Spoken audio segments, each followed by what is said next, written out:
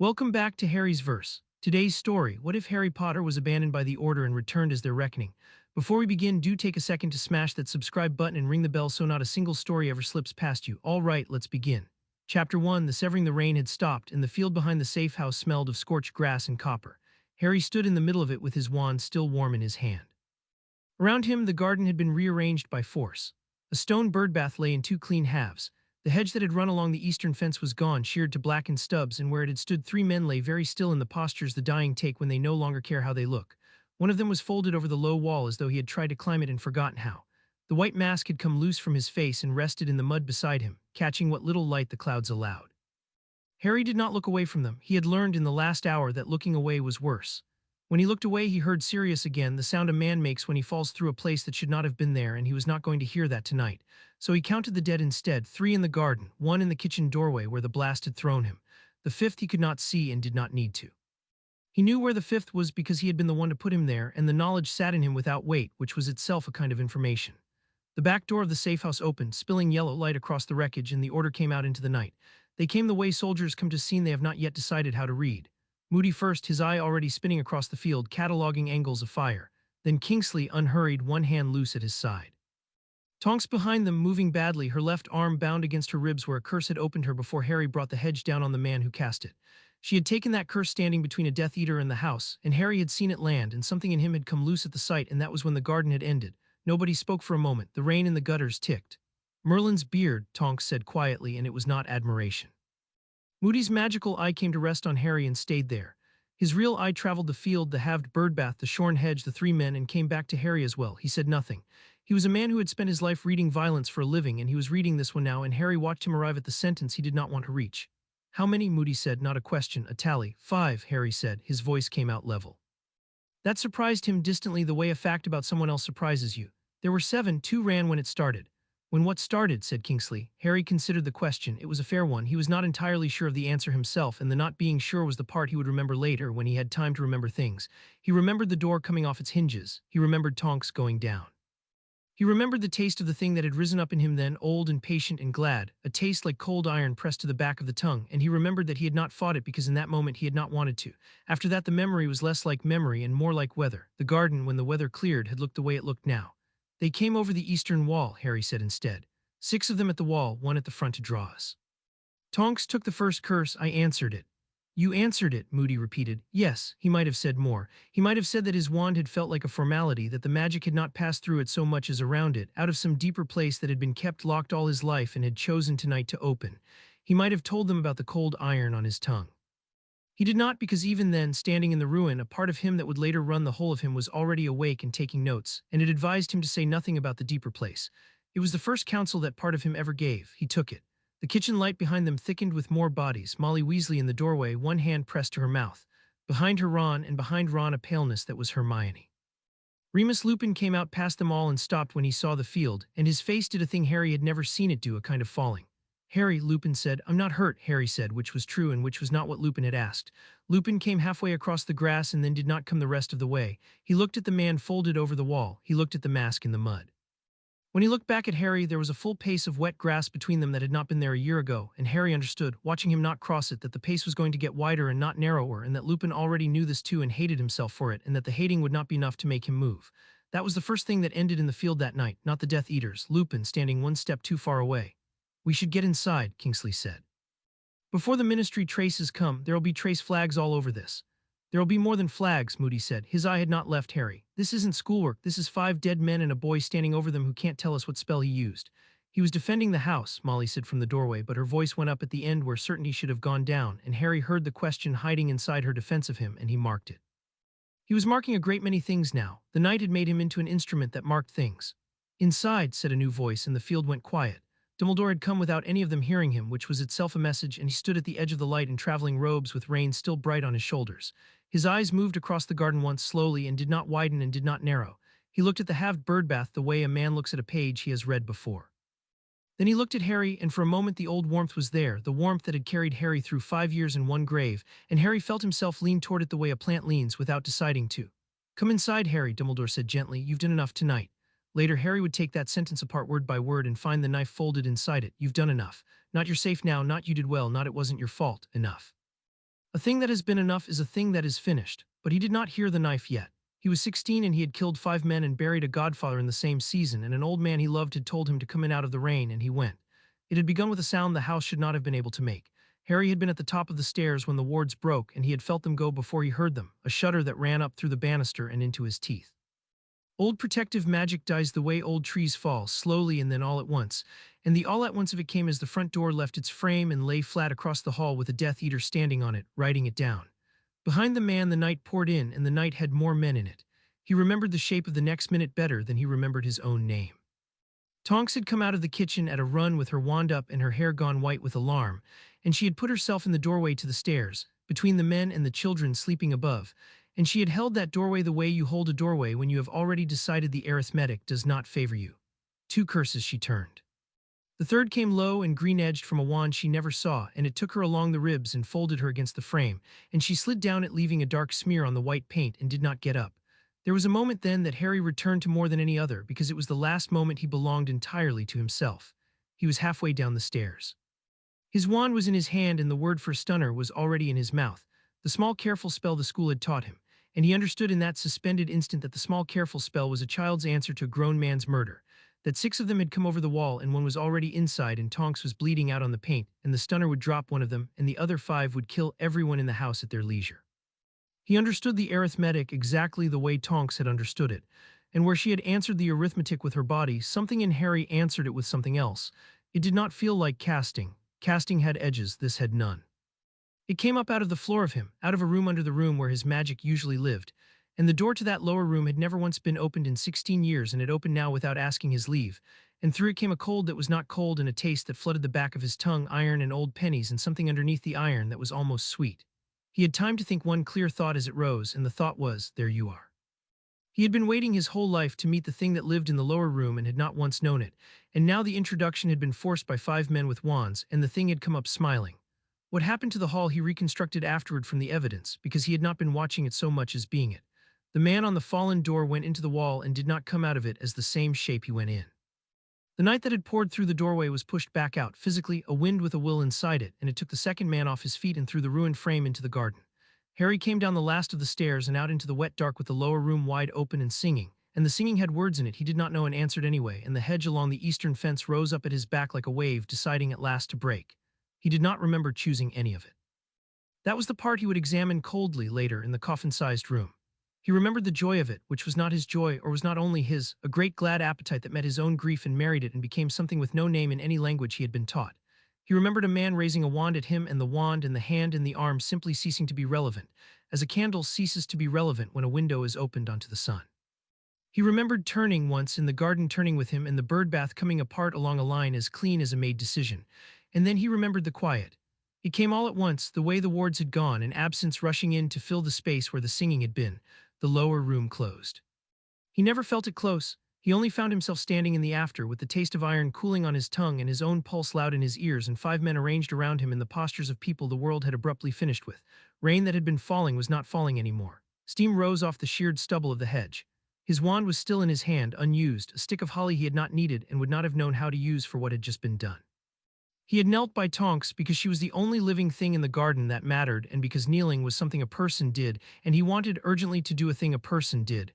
Her pulse was there, thin but there. He had pressed his hand to the wound along her ribs the Muggle way, because the magic that could have healed her was not the magic he had, and the magic he had did not heal, and he had already begun to suspect, kneeling in the wet with her blood warm under his palm, that it never would. That was where the order found him, or near enough, not standing over his enemies in triumph.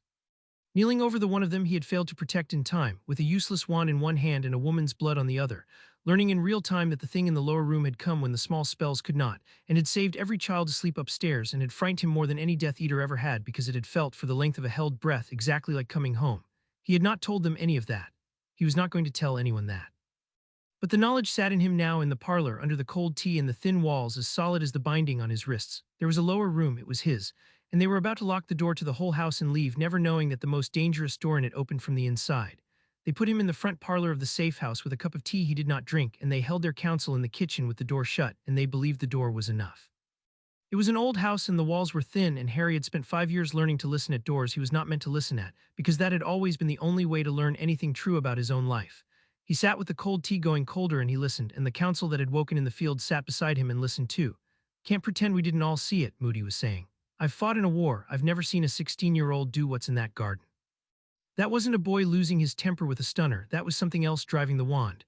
He was protecting Nymphadora, Molly said. I'm not saying he's guilty of anything, Moody said. I'm saying I don't know what he is, and I don't like commanding a war where I don't know what my own people are. A silence. Then Hermione's voice, careful, reasoned, pitched to sound like the sensible middle of the room, and Harry listened to it with an attention he had never once turned on her before because he had never once needed to. There are studies in the older texts about what grief does to a wizard's core, uncontrolled magic under extreme emotional load. It can present as very powerful and very dangerous, and the person genuinely can't govern it. It isn't dark, exactly. But it isn't safe, and it isn't only about him being safe. It's about everyone standing near him when it happens. She said it kindly. That was the part Harry would keep. She built the cage out of kindness, and she thought she was building a shelter, and she was clever enough that the cage would hold, and she never once said his name while she did it. She said the person. She said everyone standing near him. She had turned him into a weather system and a footnote. So what are you proposing? Kingsley said.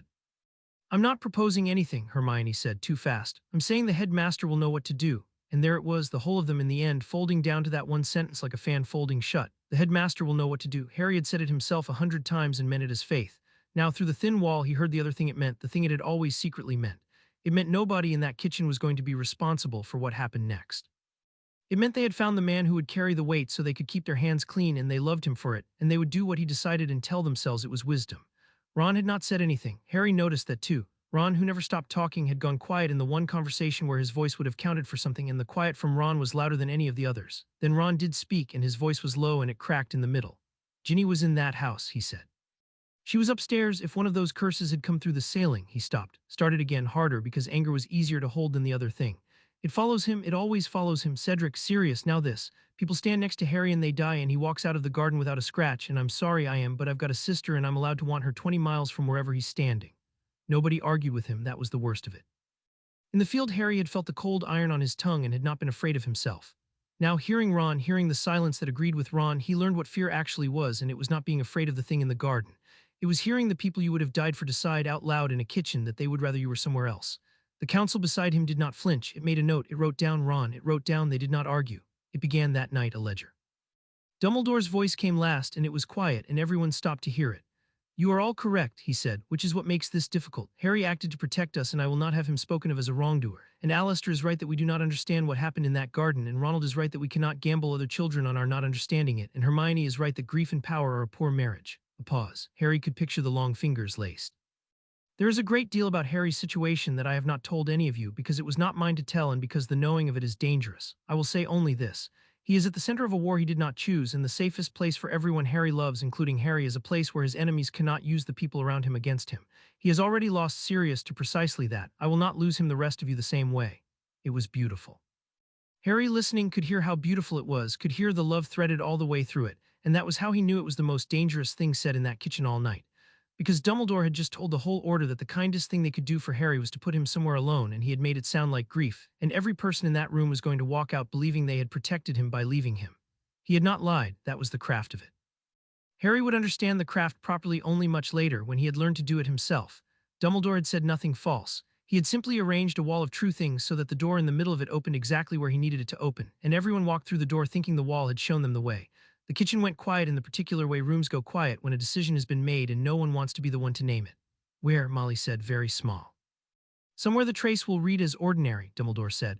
Somewhere the ministry will not think to look for a weapon because they will see only a boy with nowhere to go, and I am afraid, for reasons I cannot fully share tonight, that his magic will need to be quieted for a time, for his protection and for others. It is a gentle thing. It has been done before to wizards who could not yet govern their gift.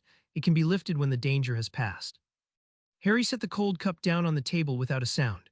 The council in him had gone very still, the way a predator goes still, and it said one word to him, and the word was listen, and he listened, and the last of the child who had come in out of the rain quietly went out like a lamp. They came for him an hour before dawn. Dumbledore came alone into the parlor, and he sat across from Harry in the worn chair, and for a while he did not speak. The window behind him was going from black to the color of old iron. Somewhere in the house Tonks was being mended. Harry could hear the low murmur of the healing charms, a wet rhythmic sound like a tide. You heard us, Dumbledore said at last, not accusing. He had always known when Harry listened at doors. He had always allowed it, Harry realized now, because a boy who thinks he's stealing information is a boy who trusts the information he steals. Yes, Harry said. Then I will not insult you by pretending. The old man folded his hands. His eyes over the half-moon glasses were tired in a way Harry had never let himself see before. "You are angry." "No," Harry said, and it was true, and the truth of it seemed to cost Dumbledore something because anger he could have managed. Anger he had tools for. What sat across from him now was not angry, it was awake. "Harry," Dumbledore leaned forward. "There are things about the night your parents died, about the connection between you and Lord Voldemort that I have carried alone for a long time because I judged you too young to carry them. I judged wrongly about the timing more than once, and each time it cost you, and I have not forgiven myself and do not expect you to. But hear me, I am not doing this because I fear you. I am doing this because I love you and because I know something I cannot yet say, and because if I am right, then the most important thing in the world is that you survive long enough and stay hidden long enough for the right moment to come." "The right moment for what?" Harry said, and Dumbledore did not answer. "That was the hinge of the whole night, and afterward Harry would return to it the way you return with your tongue to a broken tooth." He gave the old man every chance.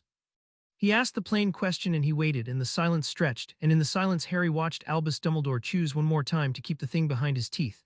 Whatever the right moment was, Dumbledore was not going to spend it on the truth. He was going to spend it on control, and a man who will not tell you what you are for is a man who has already decided you are a tool however gently he holds you. "You think me a coward," Dumbledore said into the quiet. He said it the way a man tests a bruise, wanting to know how bad it is. "You think I am hiding behind the greater good because it is easier than telling you a hard thing to your face. I want you to know that I have spent a great many nights believing exactly that of myself, and I have never once found a decision that did not cost me either the truth or a life. When you are old, Harry, you will have made 1,000 of those decisions, and you will discover that the arithmetic never comes out clean, and that the men who tell you it does are either fools or liars. I would rather be neither, so I choose the version of this in which you live to be angry with me every time. I will choose it every time." It was, Harry thought, the closest the old man would ever come to confessing what he was, not a coward. Something colder and more durable than a coward, a man who had decided long ago that he was allowed to spend other people if the sum came out right, and who had made his peace with the spending and who wept over the receipts and spent them anyway. There was a name for that kind of man. Harry did not have it yet. He would find it, and when he found it, he would understand that he had just spent an hour in a room with his own future, and that the difference between them would come down to one thing only, which was that Harry intended never to pretend the arithmetic was mercy. "Give me your wand, Harry," Dumbledore said softly. Harry looked at the holly and phoenix feather in his hand, the wand that had chosen him at 11, the twin of the wand that had killed his mother. He thought about refusing. The counsel in him ran the refusal forward like a chess line and showed him the end of it. Moody in the doorway, Kingsley behind, a bound boy carried out anyway and now marked as an enemy besides. There was no board on which he won this by force tonight. There was only the board on which he lost more slowly. So he did the thing that was harder than fighting, and it was the first genuinely powerful thing he ever did, though not one soul in that house would have called it power. He gave the old man his wand. "Thank you," Dumbledore said, and meant it, and that was somehow the worst of all. The binding was not violent. Harry would give it that.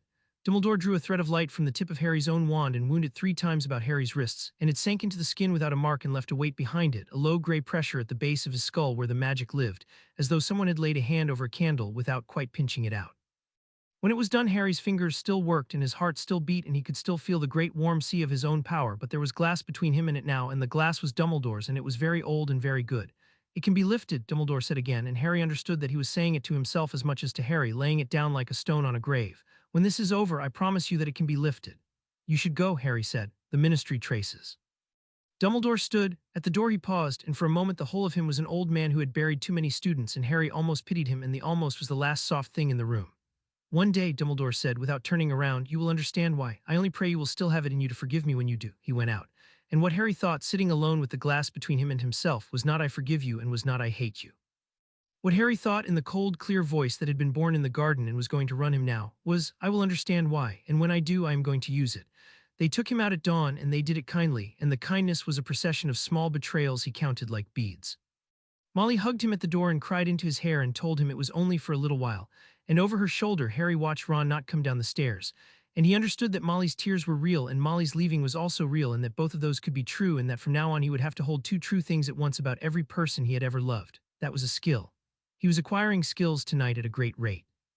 Hermione was in the hall with a bag of books she had packed for him, and she pressed it into his hands and would not look at his face.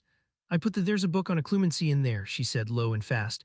For after, when you're ready. I know you didn't get on with it before, but it helps. It helped me when my parents, just it helps." And she still would not look at him, and Harry understood that she had built the cage in the kitchen and packed a comfort into the bag with the same hands and believed herself decent for both. And the terrible thing was that the book on occlumency was the single most useful object anyone gave him that year, and she had given it to him while betraying him, and he would use it to make himself into the thing she was helping to create. He took the bag. Thank you, Hermione, he said, and watched the words land on her like a blow because she had expected anything but courtesy, and courtesy from a person you have wronged is the one thing that cannot be argued with. Lupin was outside by the gate. He would take Harry to the place. He did not meet Harry's eyes either, but Lupin's not meeting was a different animal from Hermione's, older and more tired, the not meeting of a man who has watched himself fail the people he loved so many times that failing has become the only reliable thing about him. James Wood, he started at the gate and could not finish, and Harry let him not finish. Don't, Harry said, not unkindly, don't use them, you don't get to use them for this. Lupin flinched.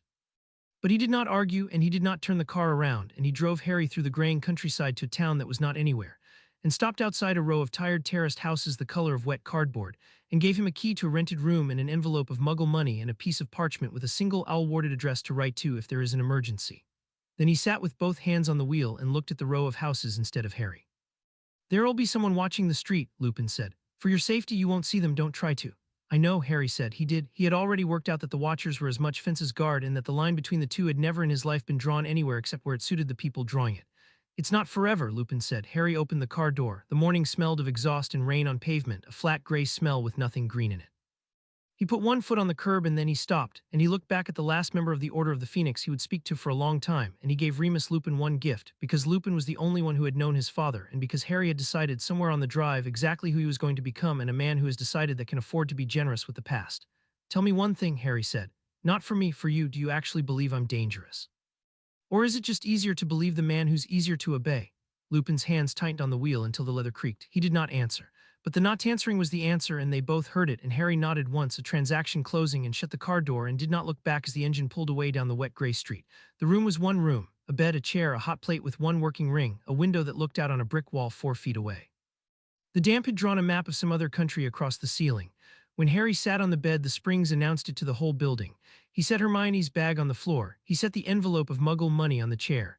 He put the piece of parchment with the emergency address on the windowsill where the light from the brick wall could reach it, and he looked at it for a while. Then he took it down and he read the address and he memorized it, because information was information and you kept all of it, even the poison kind, especially the poison kind. And then he held it over the working ring of the hot plate until it caught, and he watched Remus Lupin's careful handwriting curl into ash because he was not going to be a boy who kept a leash coiled on his own windowsill and called it a lifeline. He did not cry. He had expected distantly that he might, and he watched for it the way you watch for weather, and it did not come. What came instead, as the ash drifted down onto the hot plate and the smell of burnt parchment filled the little room, was a strange and terrible calm, the calm of a man who has finally been told the truth about his situation after years of being managed, and finds that the truth, however brutal, is lighter to carry than the management was. They had told him a story about himself for 16 years. The story said, "You are the boy who lived, you are precious, you are loved, we will keep you safe."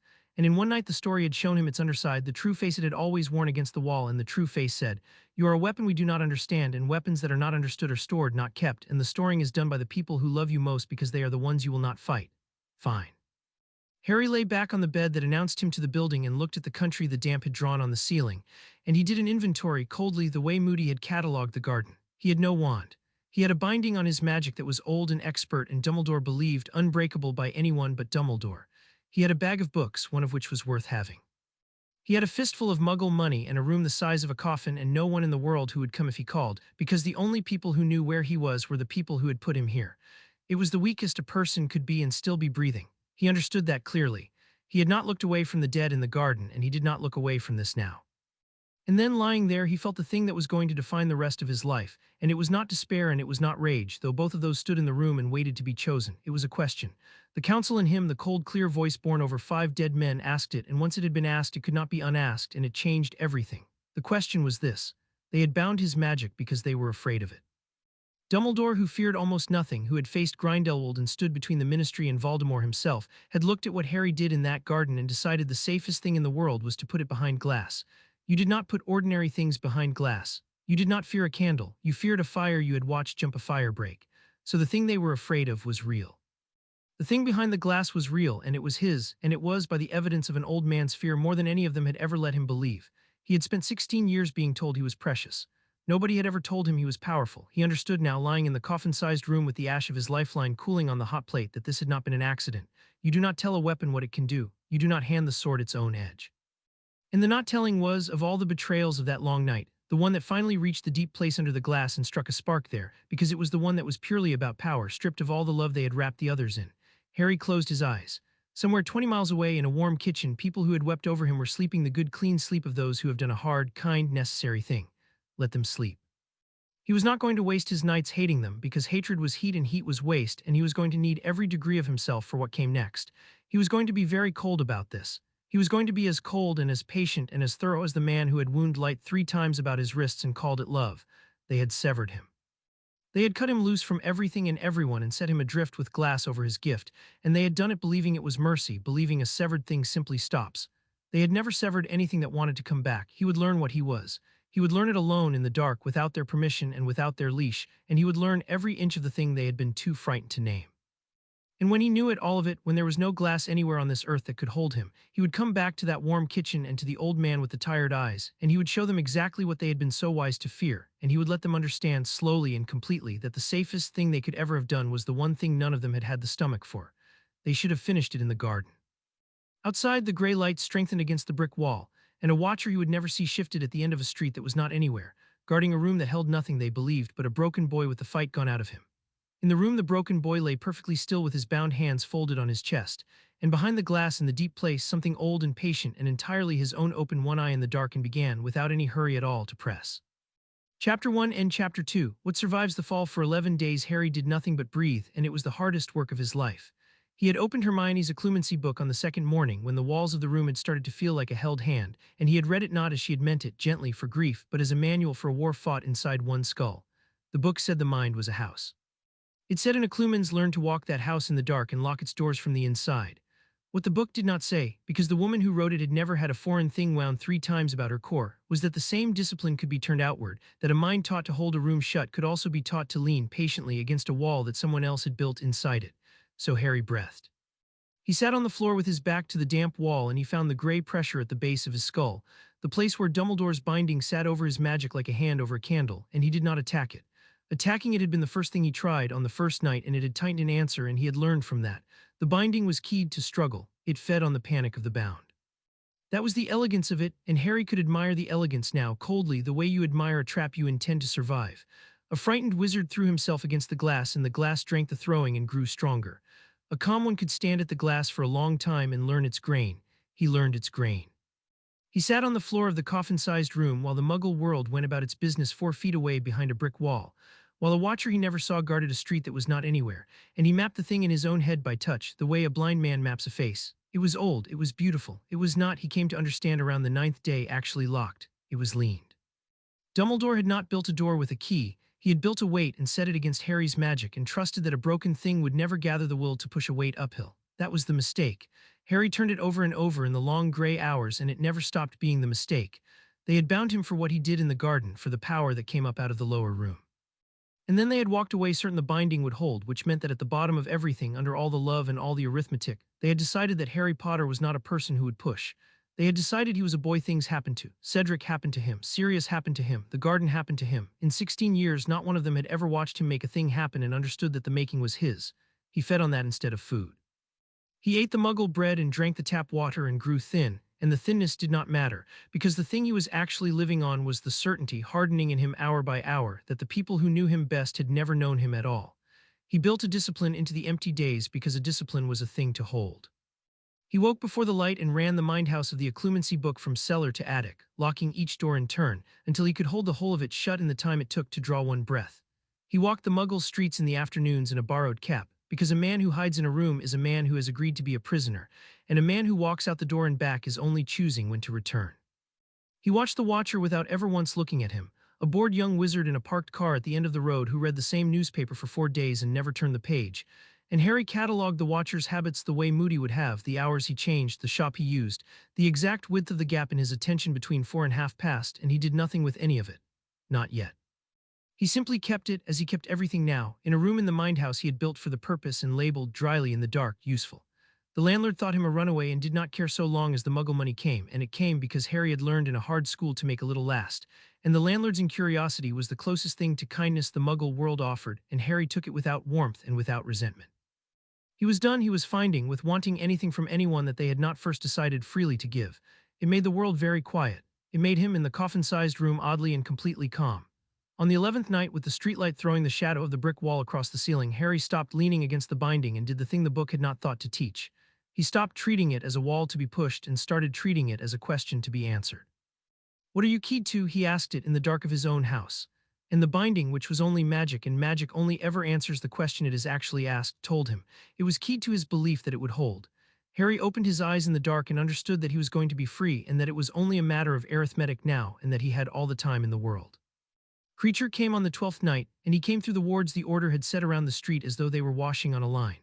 Harry woke with a hand already reaching for a wand he no longer owned, and found instead a house elf standing at the foot of the announcing bed, lit gray by the streetlight, regarding him with two enormous pale eyes and an expression of profound and complicated disgust. "Creature has found the Potter boy," the elf said to no one to the room, to the long habit of muttering that had been his only company for a decade. "In a muggle hole, sleeping in a muggle bed like a muggle. Oh, my poor mistress, if she could see what the house has come to, the last of the blacks running errands to a half-blood and a creature," Harry said. The elf stopped. His eyes came properly to Harry's face, and something moved behind them, wary and old. "You're bound to me," Harry said. It was not a question. He had spent 5 years not thinking about Creature at all, the way you do not think about the furniture, and he was done now with not thinking about things. He made himself think about it fast and clean. Sirius had owned Creature. Sirius was dead. Sirius's property had passed to his heir. And the elf was standing here in a room the order had warded shut, which meant the elf could come and go, which meant the elf was answering a call from someone the Black family magic recognized as its master. And the only living person that magic could possibly recognize was the person Sirius had named. "You're bound to me," Harry said again, slower, watching the elf's face confirm it before the elf's mouth could deny it. "Sirius left me everything, didn't he? The house, you, all of it." "Creature does not answer to," the elf began, and then his whole small body clenched because he could not finish the sentence. The magic would not let him lie about who held his leash. "Creature answers to the head of the House of Black," he spat, which was the same thing said with hatred, and hatred, Harry was learning, was a form of honesty you could work with. "Creature has come because the goblins send a bird every day to the house, and Creature burns the birds, because the master who is not a master has not claimed his ring, and the goblins are angry, and an angry goblin is a stain on the honor of the house, and Creature will not have the house stained even by a half-blood who does not deserve it." Harry sat very still and let the pieces fall into place, one after another, with a soft internal click he was coming to enjoy. The goblins had been sending word. For weeks, by the sound of it, to Grimmauld Place, where the order sat in council and where the master of the house, the actual legal master, had been declared dangerous and posted to a muggle bedsit with his magic under glass. And no owl had reached him. No word of any inheritance had come through Lupin's careful hands or Dumbledore's kind ones. A boy with nothing, they had told the Ministry. A boy with nowhere to go, they had known. Of course they had known. Dumbledore had used Grimmauld Place as headquarters for a year. He collected secrets the way other men collected debts. There was no possibility on this earth that Albus Dumbledore did not know that Sirius Black had died the head of an ancient house, and named his godson heir to a fortune, a library, a seat on the Wisengamot, and a fistful of properties the Ministry could not find on a map. He had known, and he had let Harry believe he had nothing, because a boy who believes he has nothing does not run. A boy who has nothing to run to stays exactly where you leave him. "Creature," Harry said, and his voice had changed, and the elf's ears came up at the change. "Where is the will?" The elf's face worked through a decade of grievance and arrived, grudgingly, at the truth. "The goblins hold the true copy, the house holds another." A pause, and then, because the magic compelled honesty and because 10 years of solitude had taught the creature to hoard the small pleasures of being right, the old man's people came looking for it. The tall, pale one who smells of potions, and the tired one who smells of wolf.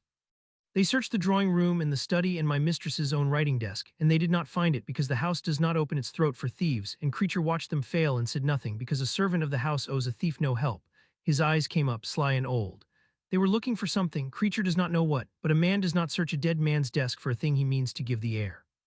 Harry stood in the streetlight in the coffin-sized room and let that settle beside all the rest of it, another stone laid flat and cold on the pile. They had searched Sirius's desk, not to deliver the will, to find it and read it and decide what Harry was to be told he owned, which was nothing, and what he was to be permitted to become, which was a boy in a bedsit with glass over his gift. The house had refused them. A house elf they had never once been kind to had watched them fail and kept the secret, out of spite, out of loyalty to a family that had scorned him, out of the last stubborn dignity of a creature that had nothing left but the honor of the door he kept. "Creature," Harry said, and he crouched down so that his eyes were level with the elf's, which no black had done in the creature's living memory, and which the elf would remember until he died. "You were right to keep it from them. You did well."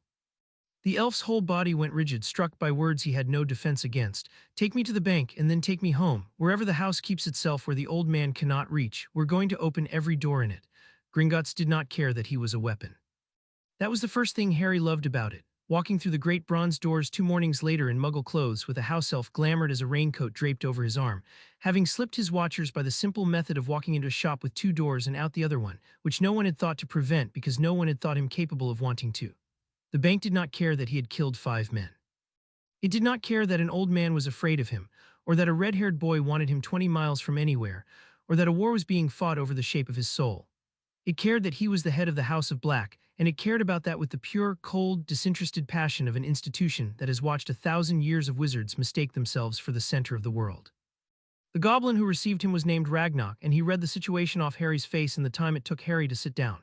"You did not receive our correspondence," Ragnarok said. "It was not sympathy, it was accounting." "No, 22 letters," the goblin's quill moved. "Someone has been intercepting the ravens of a client of this bank. That is a matter we take seriously, Lord Black, more seriously, I suspect, than you take it, because to you it is an insult and to us it is a breach." He looked up and his eyes were black and very old. "Would you like to know who?" "I know who," Harry said. "I'd like to know what I own." Ragnarok showed his teeth, which Harry understood correctly to be approval. He liked a client who did not waste the bank's afternoon on outrage. Outrage was cheap, ownership was not. What Harry owned took an hour to recite, and Harry made the goblin recite all of it, because information was information and he was done leaving any of it on the table. He owned Grimmauld Place, which the Order occupied, which meant the Order was squatting in his house at his sufferance and did not know it. He owned gold enough that Ragnarok stopped giving figures and started giving categories. He owned a library that had been sealed since the death of the last true master of the house, a library that Ragnarok described with a care goblins reserved for objects they personally coveted, containing works the Ministry had spent a century pretending did not exist. He owned a seat on the Wisengamot dormant, awaiting only his ring and his majority, and Harry was months from 17, and Ragnarok noted the months the way a man notes the fuse on a slow and interesting bomb. And he owned properties. Grimmauld the Order knew. But there was another, older, its name struck from the public rolls 3 generations back, unplottable, warded by black magic that had had 2 centuries to grow teeth, a house that did not appear on any map the Ministry or the Order or Lord Voldemort himself could read. Harry let the recital run to its end, and then he asked the question that mattered, which was not about the gold. "The Order occupies Grimmauld Place," he said. "Under whose authority?" Ragnarok's quill went still. "Under yours, Lord Black, though they do not know it. The house was Sirius Black's to lend. It passed to you unlent. Legally they are your guests, and legally guests may be shown the door by the master of the house at any hour he chooses, with the full weight of the old covenants behind him." The goblin's black eyes held a question of their own. "Shall I draw the notice? An eviction from an ancestral seat is a public instrument. It would be lodged with the Ministry. It would carry your name and your title, and every wizard in Britain would know by nightfall that Harry Potter had surfaced as Lord Black and thrown the Order of the Phoenix into the street." For a moment Harry let himself picture it coldly, the whole board turning at once, the shock of it, the sweetness. Then he set the picture down, because sweetness was a cost like any other, and he had promised himself he would stop paying for feelings. "No," he said, "leave them there." Ragnarok's quill did not move, but something in the set of him sharpened, the interest of a creature who has watched wizards act on their wounds for 2 centuries and is not used to watching one refuse. "You would let them keep your house." "I'd let them keep believing they have a house to keep," Harry said. "A man who thinks he's standing on his own floor doesn't check the deed. The day I take Grimmauld back is the day they learn everything they don't currently know, and I'd rather choose that day myself than spend it on the pleasure of surprising them a few months early." He met the goblin's eyes. "Draw nothing, file nothing under my name. As far as the world is concerned, the House of Black has no living head. Can the bank keep a lord invisible?" "The bank," Ragnarok said, showing his teeth again, "can keep anything for a client who understands that invisibility, like everything else of value, is purchased and not given." He made a note. "It will be expensive. I appear to have the money." "You appear," Ragnarok agreed, "to have a great deal more than money, Lord Black, and to know it, which is rarer." He set down the quill. "The family calls it the Eyrie," he said. "You may call it whatever you like. It is yours, and it is invisible, and it is the safest square of ground in Britain for a man who does not wish to be found. May I ask, Lord Black," the goblin's quill paused, "whether you wish to be found?" "No," Harry said, "by anyone." "Then there is the matter of the charm on your person," Ragnarok said, and the quill came down flat on the desk, and the goblin looked at Harry with something that in a human would have been distaste and in a goblin was closer to professional offense. "You are aware that you are carrying a binding. Old work, skilled, keyed if I read it correctly, and I always read it correctly, to a single caster. Our vaults will not open for a client under a compulsion he did not consent to. It is a rule older than your Ministry. The House of Black cannot be inherited by a man wearing another man's leash." Harry looked at the goblin for a moment. Then he did something he had not done in front of another living being since the garden. He smiled, and it was not a nice smile, and Ragnarok, who had watched wizards for 200 years, sat back a little in his chair. "Then it's fortunate," Harry said, "that I came here today to take it off." The Eyrie was a house built on the top of nothing. Creature brought him by a means of travel that belonged to the Black family and to no one else, a fold in the world keyed to the family's blood, and Harry stepped out of the fold onto a terrace of black stone that hung in cold, clean air above a landscape that did not correspond to any part of Britain he could name. Mountains stood around it in a ring, blue with distance, capped white. Below the terrace the ground fell away into cloud. Above it the sky was the deep hard blue of high places, and the wind came off the peaks smelling of stone and snow and nothing that had ever been alive. The house itself was tall and narrow and made of the same black stone as the terrace, and it had been waiting. That was the only word for it. As Harry crossed the threshold, the sconces along the hall woke one after another down the length of the house, a wave of green fire running ahead of him into the dark, and the portraits in the hall opened their eyes, and somewhere deep in the stone, a clock that had not been wound in 3 generations remembered how to keep time. The house knew its master had come home. It did not care what he had done in a garden. It cared exactly as the bank had cared that the blood was right and the ring was on its way, and Harry walked through the long greenlit hall of a house that had chosen to belong to him and understood that he had not, in fact, been left with nothing. He had been left with everything.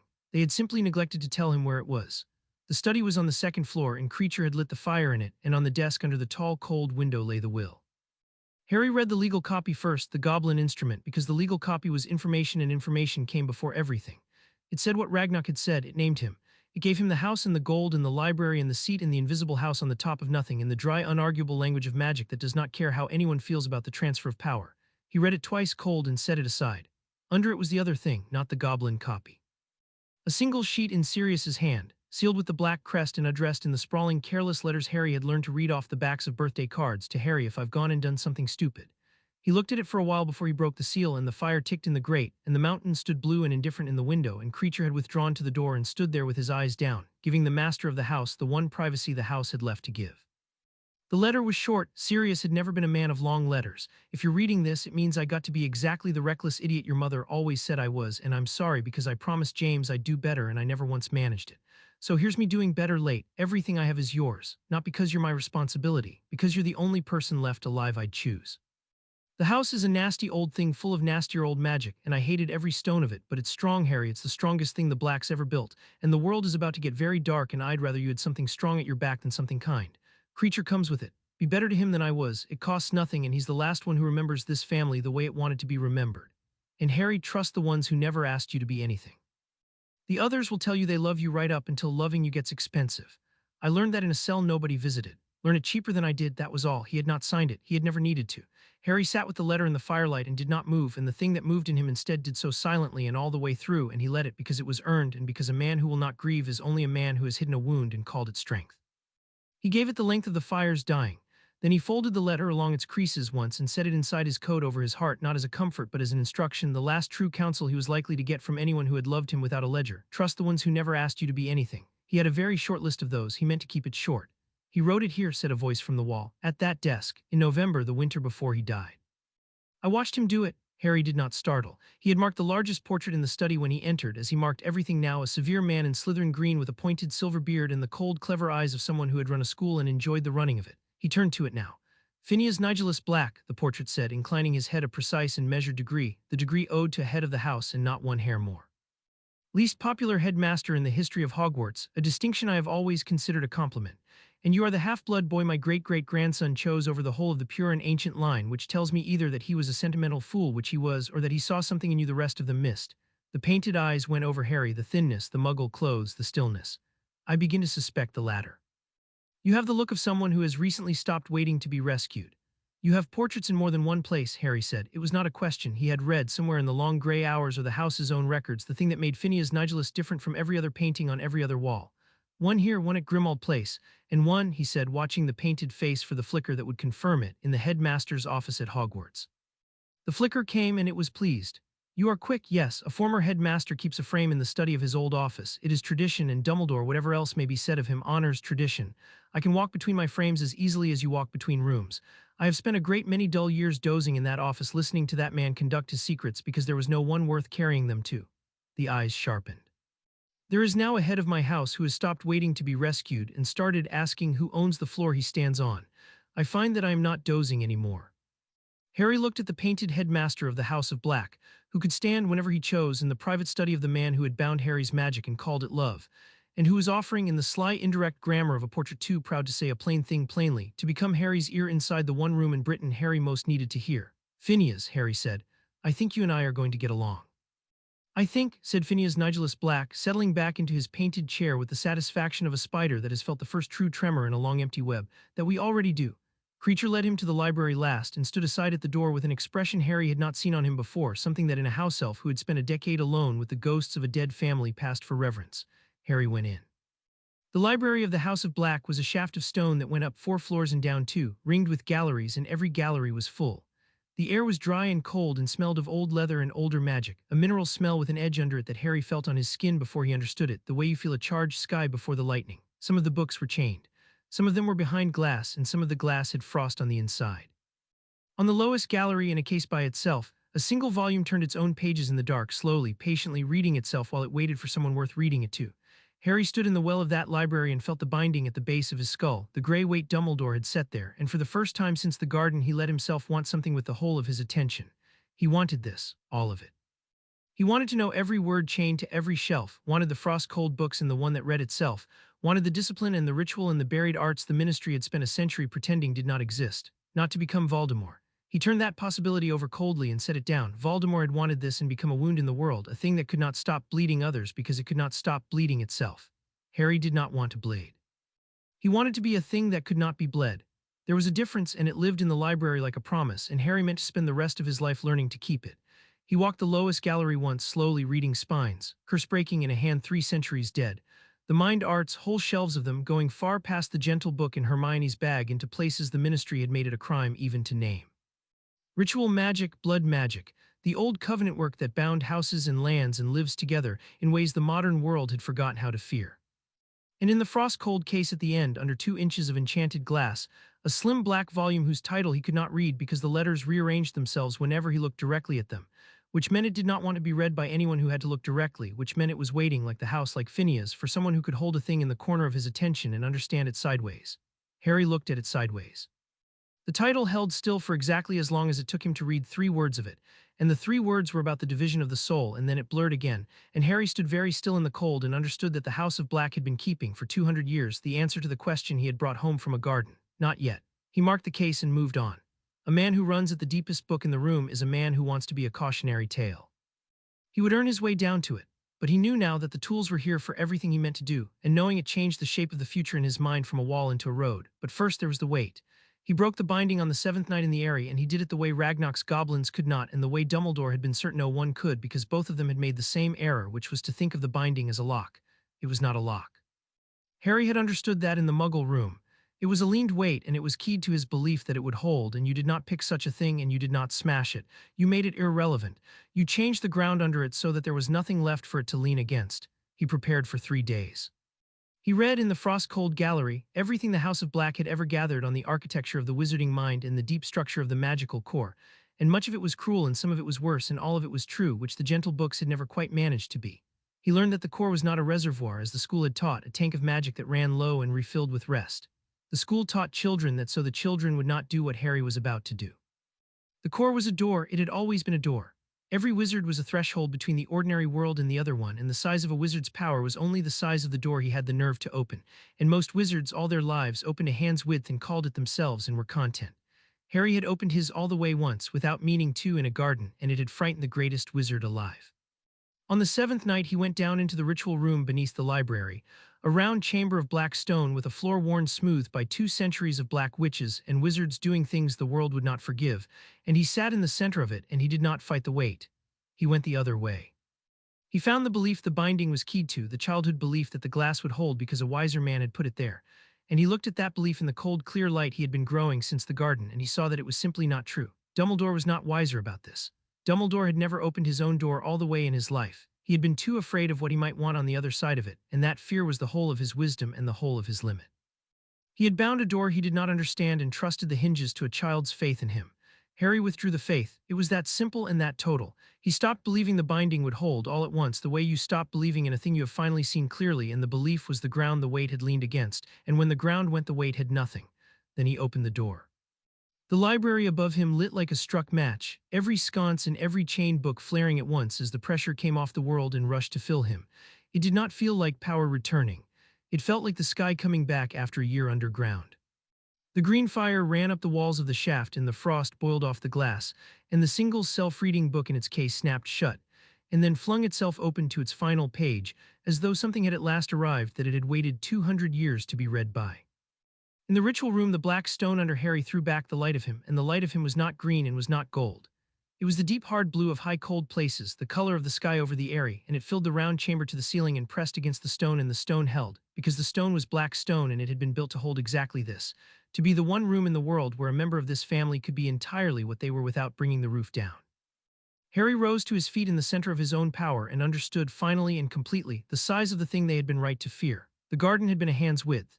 This was the door standing open, and behind it went back and back, further than he could see the end of, a country of cold blue light that was his and had always been his and had been leaned shut with a weight and a lie for the length of one gray year. He did not laugh. He had read too much in the frost-cold gallery about the men who laughed at this moment and where the laughing led. He stood in the light instead, and he let it settle into him, and he made it a servant and not a master, 1 degree at a time, with the same discipline he had used to sit on a muggle floor and breathe.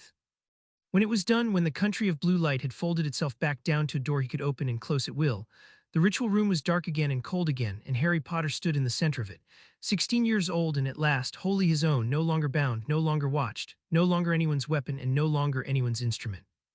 Alone in the safest square of ground in Britain, with a library of forbidden arts above him, and a house that had chosen him and a house elf at the top of the stairs, weeping the ugly, joyful, disbelieving tears of a creature who had waited 10 years to serve a master worth the name. On the smooth black floor before him lay a wand.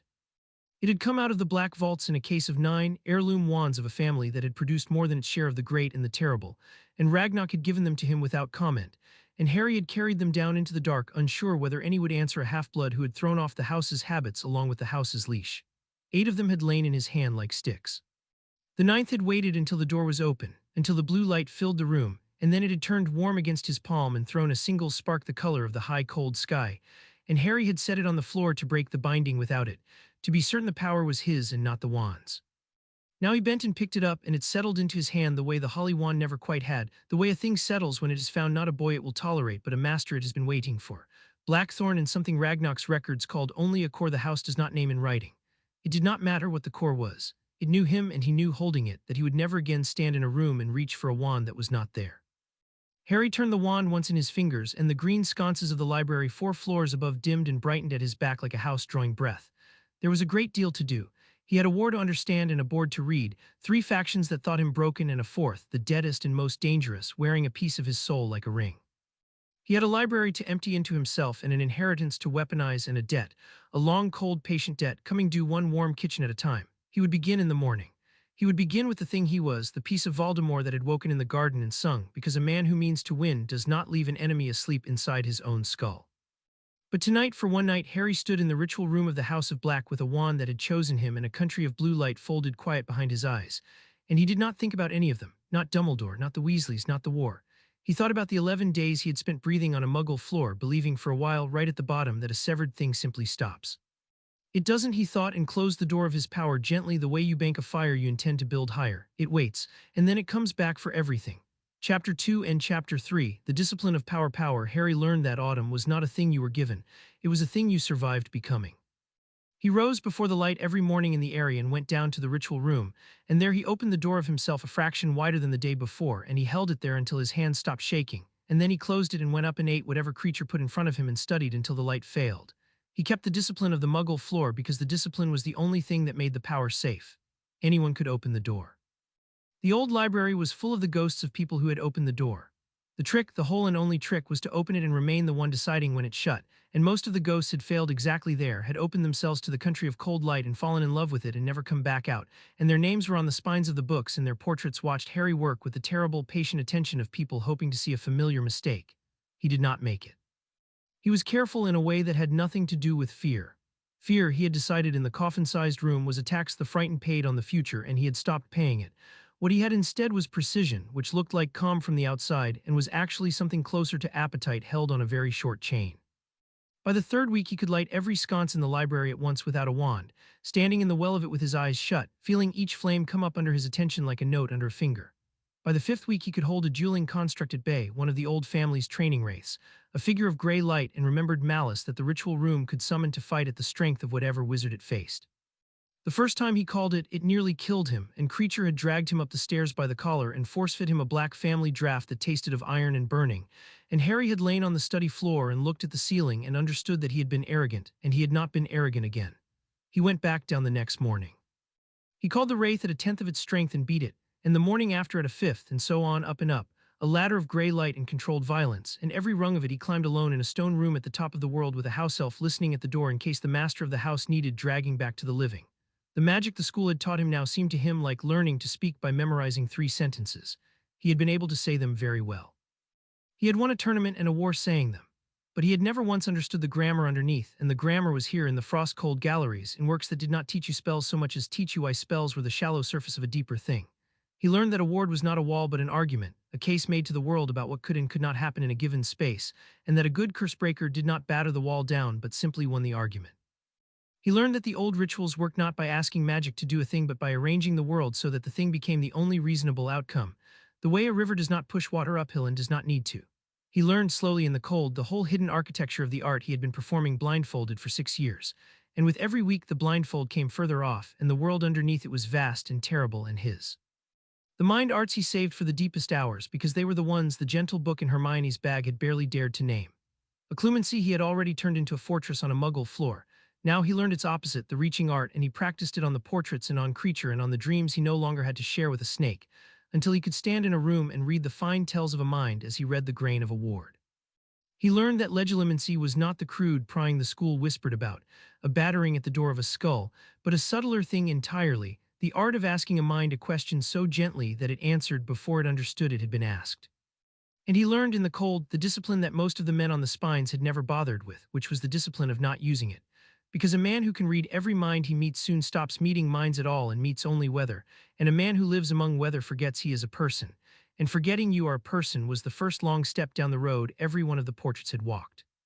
So Harry built a rule and kept it. He would read an enemy without hesitation and a stranger for information, and never, not once, the few he might have called something other than instrument, because the day he could not sit across from another human being without hearing the machinery turn was the day he had won the war and lost the reason he had ever wanted to. He did not enjoy it. That was the discipline too. The men on the spines had enjoyed it, and enjoyment was a door left open, and Harry kept his shut. He took the power the way a surgeon takes a scalpel, for what it let him do and not for the holding of it, and if there were nights when the country of cold light called to him to come further in and never come back, he answered them with the memory of a warm kitchen and a door closing, and the memory was colder than the light, and it always won. In the 8th week he left the Eyrie for a night to see whether the theory survived contact with the world.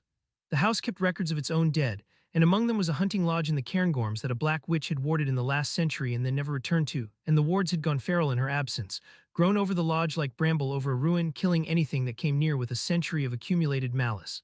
Ragnarok's records listed it as a total loss. Harry went to see it because a ward that is killed for 100 years without a caster to feed it is the purest test there is of whether a man understands the argument underneath the wall.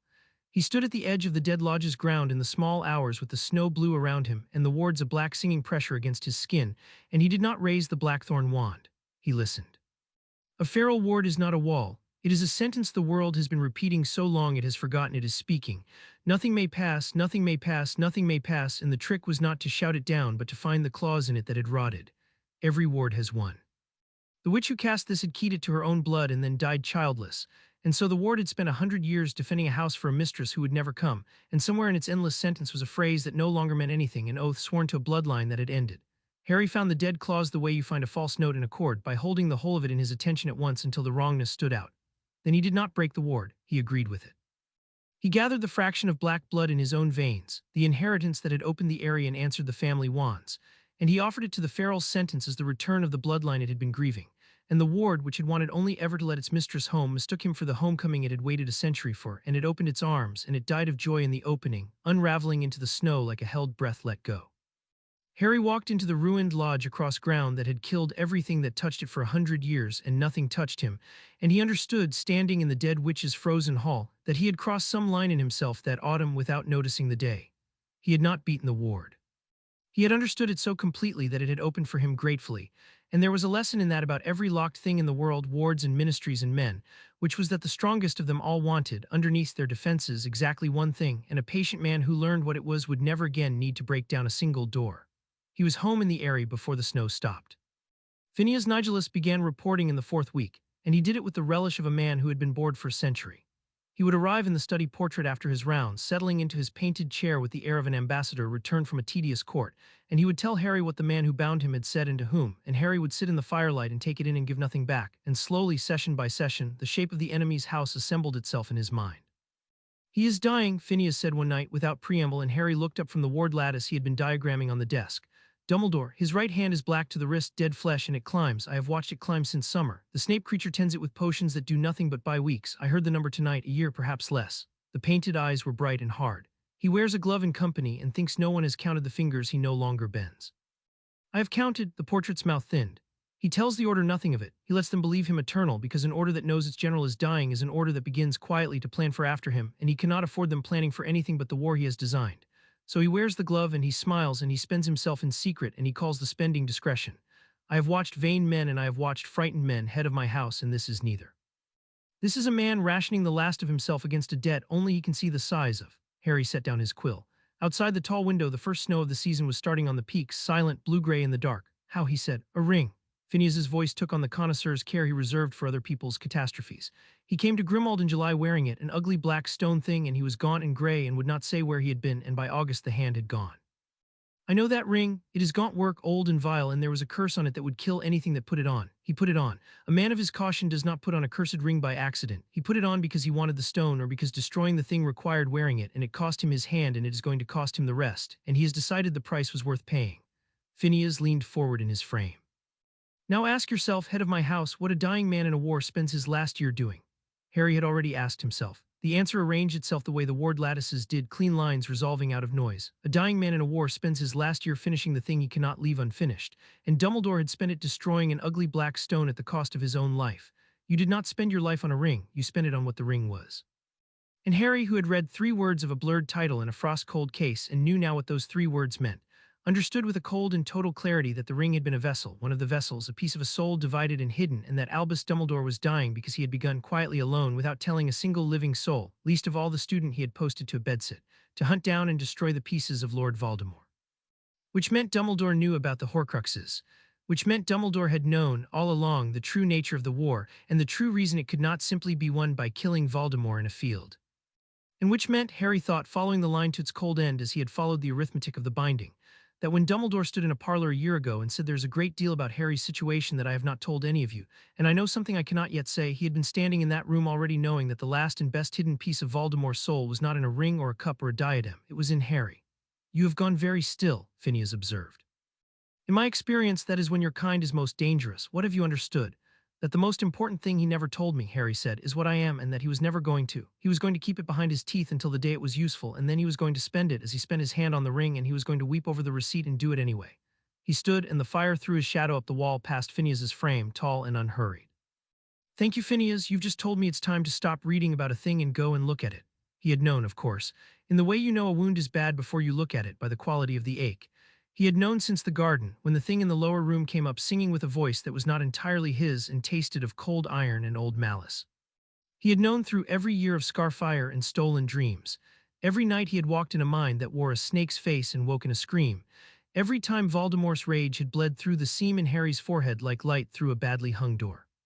He had known, and he had been taught patiently by everyone who loved him, to call it a connection, a link, a curse, anything but the plain true name, because the plain true name meant that a piece of the thing he had spent his life trying to destroy had been living inside him since he was a year old, and no one who loved him could have said that to his face and gone on managing him as they had. Now he was going to say it to his own face, and then he was going to do something about it that no one in the history of the art had done, because everyone in the history of the art had believed the only way to remove such a thing was to destroy the vessel, and Harry was the vessel, and Harry had no intention of dying to make Albus Dumbledore's arithmetic come out clean. The Black Book had let him read it in the end.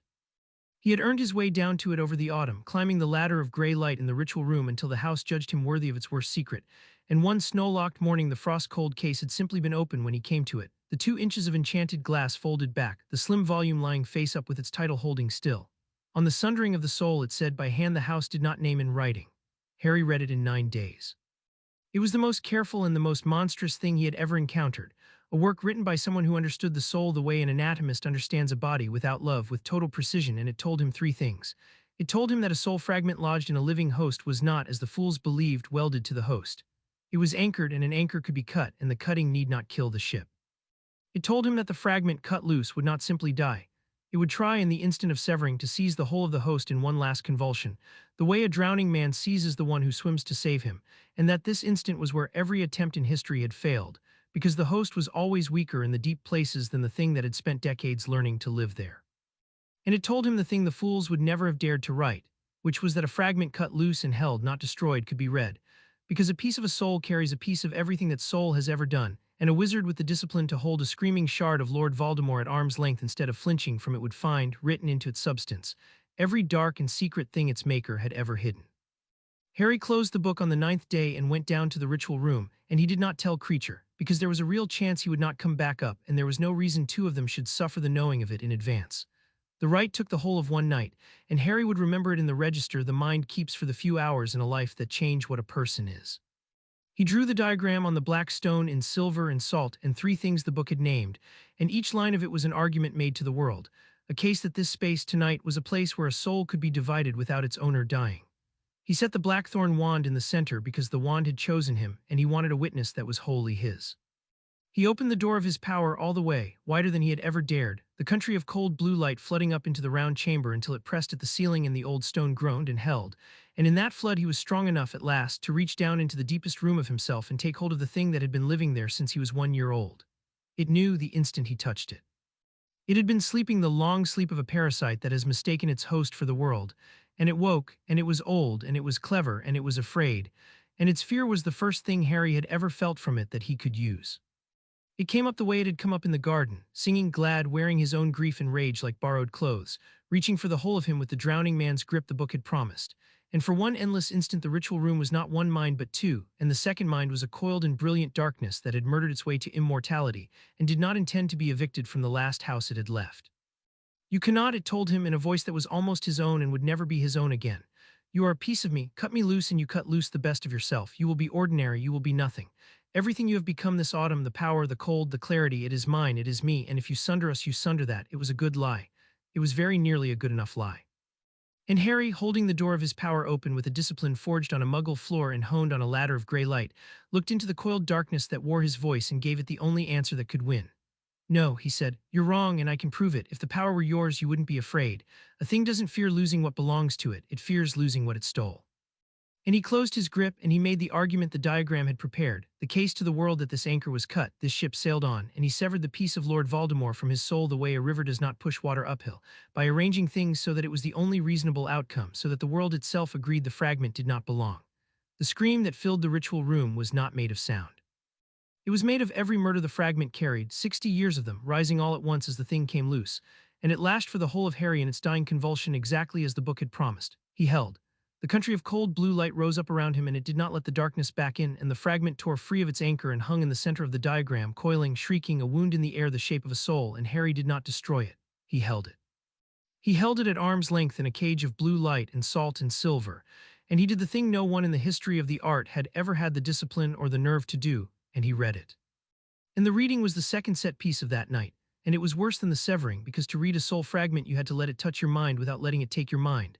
And so for an hour before dawn Harry Potter walked through the private darkness of Lord Voldemort and came out the other side knowing everything the darkness knew. He saw a diary given to a foolish man and lost. He saw a ring in a shack under a floorboard and knew now why Dumbledore's hand was black.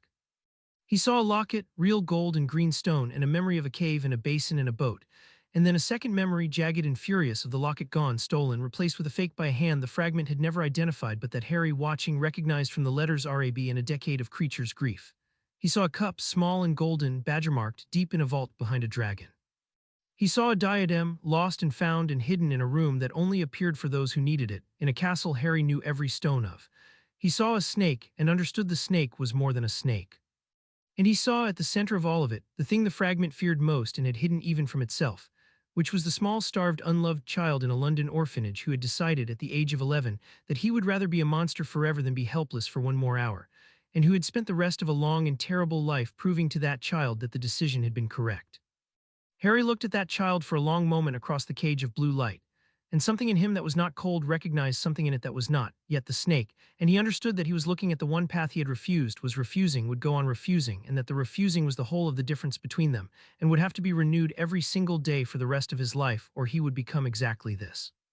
Then he took the knowledge, all of it, and he closed the fragment away in a vessel the house kept for exactly such purposes, a small featureless box of black stone, because a piece of Voldemort's soul was too useful to destroy and far too dangerous to leave loose, and a man who means to win does not throw away a captured enemy's map because the map frightens him. He came up the stairs at dawn on his own feet, thin and gray and alive, and Creature took one look at him and began quietly to weep, and Harry let him and did not explain. The first thing he noticed, sitting down at the study desk, was the silence. For 16 years there had been a second presence at the back of his skull, so constant that he had never once known it for a presence, the way a man raised beside a river never hears the river until the day it stops. The scar had been a door badly hung, and through it always had come a thin cold draft of someone else, a temperature that was not his, a weather he had learned to mistake for his own moods. It was gone. Where it had been there was only Harry, all the way to the edges of himself, and the fullness of that was so total and so strange that he sat for a moment with his hand pressed flat to the desk, taking the measure of a mind that was, at last, only his own house with only his own tenant in it. No dreams that belonged to a snake, no rage that arrived from somewhere east, no seam in his forehead through which a monster could reach. They had told him for 6 years that the connection was a burden he must learn to bear, a cross, a curse, a thing to be endured until the prophecy resolved it. Not one of them had ever suggested he simply take it out, because not one of them had believed he was the kind of person who took things out. He touched the scar once. It was quiet under his fingers, an old white line and nothing more, a closed door in a house he now owned outright. Then he picked up his quill and began to write down the locations of Lord Voldemort's immortality before the memory of them could fade. He stopped writing at the fourth line because the fourth line was a locket, and a locket had a face he half knew. He set down the quill and looked at the elf, who had subsided into a heap by the cold grate and was watching his master with red-rimmed eyes. Creature, Harry said, there was a locket, gold with a green stone and S worked into it in little emeralds. Someone stole it out of the Dark Lord's keeping and put a fake in its place, and the someone had the initials RAB. He watched the elf come up off the floor as though the fire had relit under him. You knew him, didn't you, RAB? The sound that came out of Creature was not a word at first, then it resolved. Master Regulus. The elf's voice had gone to a place Harry had never heard it go, low and ruined and proud all at once. Master Regulus Arcturus Black, the good one who came back. And Creature told him in the gray study with the snow falling on the peaks, the story no living wizard had ever heard whole. How the Dark Lord had wanted a house elf once for a task, and Master Regulus had lent him Creature the way you lend a tool. And how the Dark Lord had taken Creature to a cave over the sea and used him to test the defenses of a hidden thing, made him drink a potion that burned like grief, left him to die in the dark by the water. How Creature had not died because the Dark Lord had made the child's error of forgetting that a house elf's magic did not obey a wizard's rules, and Creature had gone home. And how Master Regulus, the pure and pretty second son who had run to the Dark Lord at 18 full of the family's poison, had listened to a weeping elf's account of a cave and a potion and a locket and had gone quiet and had understood alone at 19 what his master truly was and what he had truly made and had chosen. He took Creature back to the cave, the elf said, and the tears ran freely now and he did not wipe them. He drank the potion himself so that Creature would not have to drink it twice. He put the false locket where the true one had been, and he gave Creature the true one, and he gave Creature an order. The small chest heaved. Destroy it, destroy the locket, tell no one. And then he, the master, would not let Creature stay. The water took him. Creature went home with the locket, and Creature tried. Creature tried for years, every poison and every fire and every curse in the house, and it would not break, it would not break. And Creature had failed the only good master the house ever made.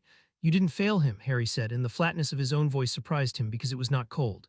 You kept the order for 18 years alone in a house full of people who despised you. Where is the locket now? And the answer, when it came, closed the circuit between the vision in the ritual room and the world outside it with a click Harry felt in his teeth. The locket had lived in the house. It had passed through Grimmauld Place in a cabinet in the drawing room. All through the year the Order held its councils there, an anchor of Lord Voldemort's soul sitting in a cupboard while brave men planned a war 10 feet from it and never knew.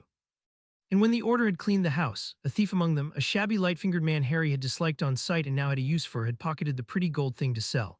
Mundungus Fletcher had stolen a piece of the Dark Lord's soul to hawk in an alley and did not know it, and was at this moment the single most locatable object on Harry's new map. Creature, Harry said, standing, the tiredness of the long night burning off him like the ward in the snow. We're going to finish Regulus's order, you and I, but not this morning. He crossed the room and crouched again to the elf's level, and this time the elf did not flinch. This morning you're going to eat, and so am I, and then you're going to help me plan how to take an entire war apart with nobody ever seeing my hand. Would Master Regulus have liked that? Master Regulus, said Creature with the fierce wet dignity of a creature who has waited 18 years to be told his grief was worth something, would have called it a very Slytherin thing to do, and he would have been proud. By the time the sun cleared the mountains he had the whole board in front of him, and he read it as he had learned to read everything now, coldly all at once for what it was and not for how it made him feel. There were 4 players and he numbered them.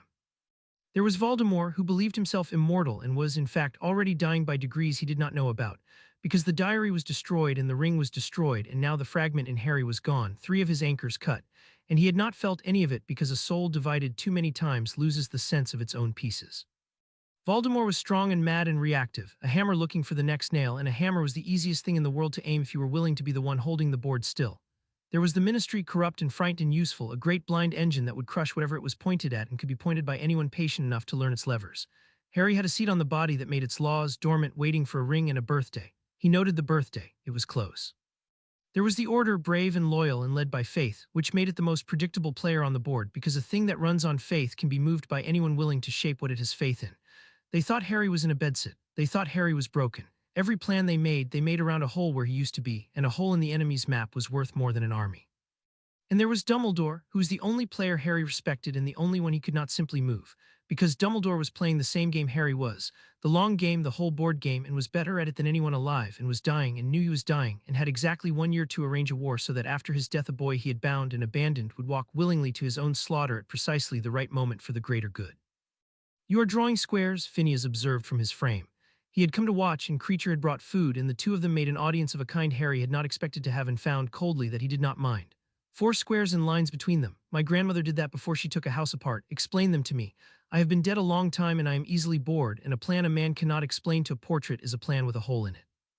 Harry looked at the 4 names and the lines between them, and he found that Phineas was right. That saying it aloud showed him the seams. "The mistake everyone makes in this war," he said, "is trying to win it. Dumbledore wants to win it by sacrifice. Voldemort wants to win it by fear. The Ministry wants to survive it and call that winning. 3 players, 3 different definitions of the word, all of them spending everything they have to reach a finish line the others have moved." He tapped the parchment. "I don't need to win. I need to be the only one who understands that there is no finish line, only a board, and a board belongs to whoever is left standing on it when the others have exhausted themselves reaching for a door that isn't there.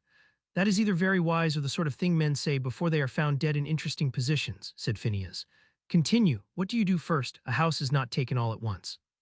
It is taken 1 room at a time, and the first room decides whether the rest are yours. The first room is the locket."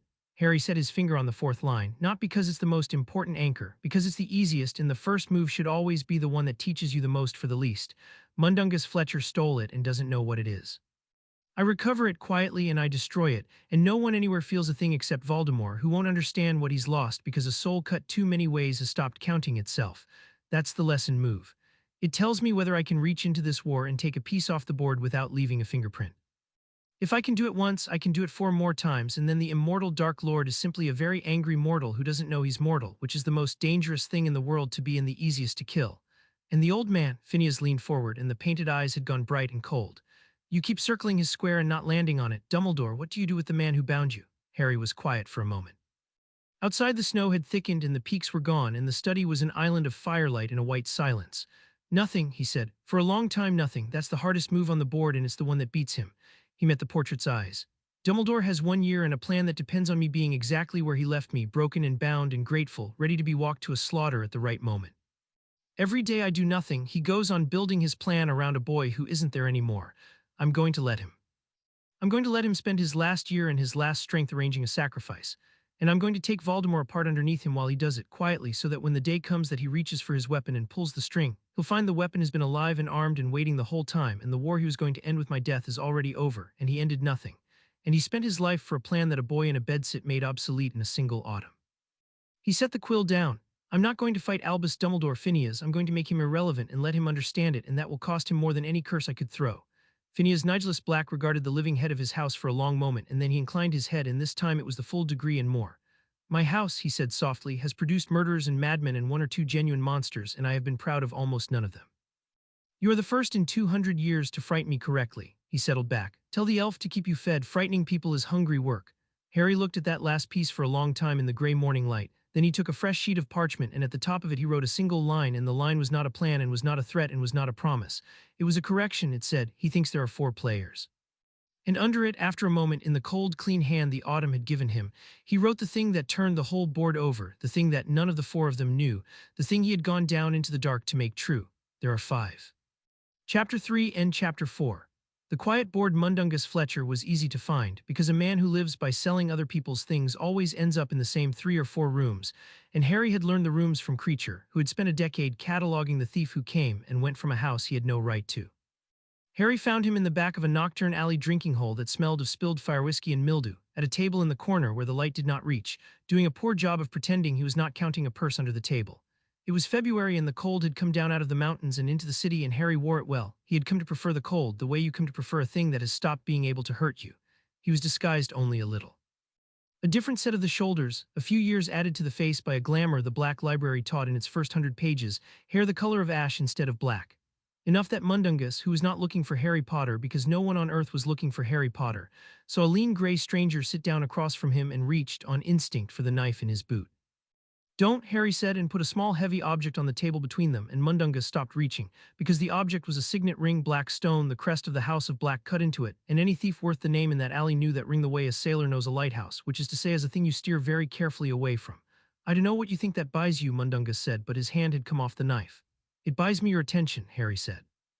You've been stealing from the House of Black for a year, the candlesticks, the goblin silver, the little things out of the drawing room cabinet that you thought no one would miss because the family was dead. He let that sit. The family isn't dead, Mundungus. The family has a new head, and the new head has a very good memory and a house elf who kept a list. And by the old covenants that still bind this alley, whether the ministry likes it or not, everything you took is a debt owed to my house, and a debt to an ancient house is not a thing the goblins let you die owing. They'll take it out of your vault, then your shop. Then when those run dry, they take it out of you in years in the deep places under the bank where the light doesn't go. You've heard the stories, they're true. I've been down there. He had not in fact been down there, but he had read the covenants, and the covenants were real, and a lie built on a true foundation is the only kind worth telling. Mundungus had gone the color of the mildew on the walls. Look, I can pay some of it back. I don't want the candlesticks. Harry leaned into the dark of the corner, and the little glamour did nothing to soften what leaned with him. I want one thing you took, and if you give it to me, the debt is forgiven, all of it tonight, and you walk out of here a man who owes the House of Black nothing. One thing, a locket, gold, green stone, a serpent worked into the front in little emeralds. It doesn't open, it sits in your hand like a lump of grief, and it never opens. You took it out of the drawing room cabinet at Grimmauld Place. Where is it? And Harry watched the thief's face, and watched the exact moment the fear of the goblins met the memory of the locket, and watched relief arrive, because Mundungus Fletcher did not have the locket and had spent months braced for someone to come asking about the candlesticks, not the ugly gold thing he'd got rid of for a song. I ain't got it, Mundungus said, and it came out of him in a rush. Swear on my mother I ain't got it. Tried to flog it, didn't I, out on the pitch by the ministry, and the toad done me, that Umbridge cow comes up all official about trading without a license, going to have me up before the inn. I gave it her. Gave her the locket to make it go away. Told her it was an old family heirloom, pure blood this and that. She loves all that, wears it round her fat neck now like she was born to it. He wiped his mouth. That's God's honest, the toad's got it, Dolor's Umbridge, ministry. That's where your locket went, and good riddance, horrible thing, gave me the collywobbles every time I touched it. Harry sat back into the dark and turned this over and found that it was better than he had hoped, because he had hoped for a thief and been handed a door into the Ministry of Magic instead. The debt's forgiven, he said, and picked up the ring and stood. He paused at the edge of the table. One more thing, and it isn't a threat, it's a kindness, so listen. In a few months there's going to be trouble at the ministry. Big trouble, the kind that catches everyone standing too close. When you feel it coming, and a man like you always feels it coming, be somewhere else. You did me a good turn tonight without meaning to. I pay what I owe. He dropped 3 heavy coins on the table, more than the locket had ever been worth. Buy your mother something. He was gone into the February dark before Mundungus Fletcher had finished deciding whether to be grateful or afraid, which was, Harry had found, the most useful state in which to leave a man. The ministry, said Phineas Nigellus that night with enormous satisfaction, is a far better first room than a thief's cupboard. I withdraw my earlier caution. Take the toad's office and you will have learned to walk into the beating heart of your enemy's world and out again carrying its blood, and there is no lesson. It's also where they'd catch me if I got it wrong, Harry said. He had the plan spread across the study desk, not on parchment but in his head, and he walked Phineas and Creature through it, because a plan a man could not explain to a portrait had a hole in it, and the walking had already found 2. Umbridge is senior undersecretary now. Her office is on level 1, which has the heaviest wards in the building outside the Department of Mysteries, keyed to the trace, keyed to the flu register, keyed to blood status quills at every door, because she's exactly the sort to want to know the parentage of everyone who walks past her. He tapped the desk. I can't walk in as myself. I can't walk in as a stranger, because a stranger on level 1 is logged and questioned. I need to walk in as someone the building already trusts, and I need someone inside to make sure the trust holds while I'm there. An accomplice. Phineas made the word elegant. You have never had one. You have had friends, which are worse than useless, and enemies, which are better than most people realize. But an accomplice is a new thing for you. How do you propose to acquire one without a single soul learning you exist? I don't acquire a friend, Harry said. I acquire a debt. And he told them about the clerk. Her name was Hesper Yaxley, though the Yaxley was the poor cousin's branch of the family, the branch with the name and none of the gold, and she worked in the ministry's Department of Records, copying the movements of persons of interest into ledgers all day for a wage that did not cover the debts her brother had run up before he vanished into Voldemort's ranks. Harry knew all of this because Gringotts knew all of this. The bank knew every debt in Wizarding Britain, and a client who paid for invisibility could also pay to read the ledgers of the desperate. Hesper Yaxley owed money to 3 parties, one of them unpleasant, and she went to work every day terrified that her brother's name would be enough to see her thrown out or thrown in Azkaban by association, and she had in the whole world no one at all. You're going to be kind to her, Phineas said slowly, understanding arriving with a connoisseur's delight. You're going to be the only person in her life who is kind to her, and she's going to be so grateful she never once notices she's been bought. I'm going to pay her debts, Harry said. All three anonymously through the bank on a single condition: she never has to speak aloud and can tell herself is nothing.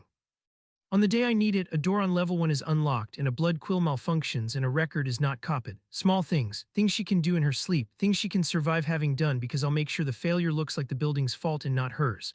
He looked at the two of them, the portrait and the elf. She'll never know my name or my face.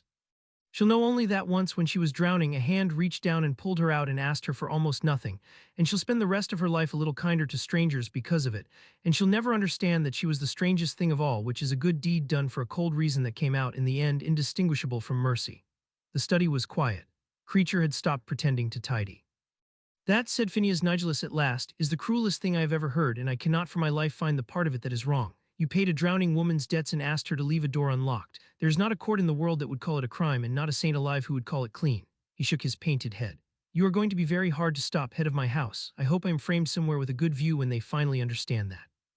He watched it work from across the street, once, because a man should see the machine he builds turn over at least the first time. Hesper Yaxley came out of the Goblin's side office onto a wet Diagon Alley afternoon holding 3 pieces of parchment, and she stood on the step in the rain and read them again. And Harry, leaning in a doorway 40 feet off with the ordinary mantle drawn over him, watched a woman discover that a life she had been carrying like a stone had been lifted off her by a hand she would never see. The 3 debts were gone.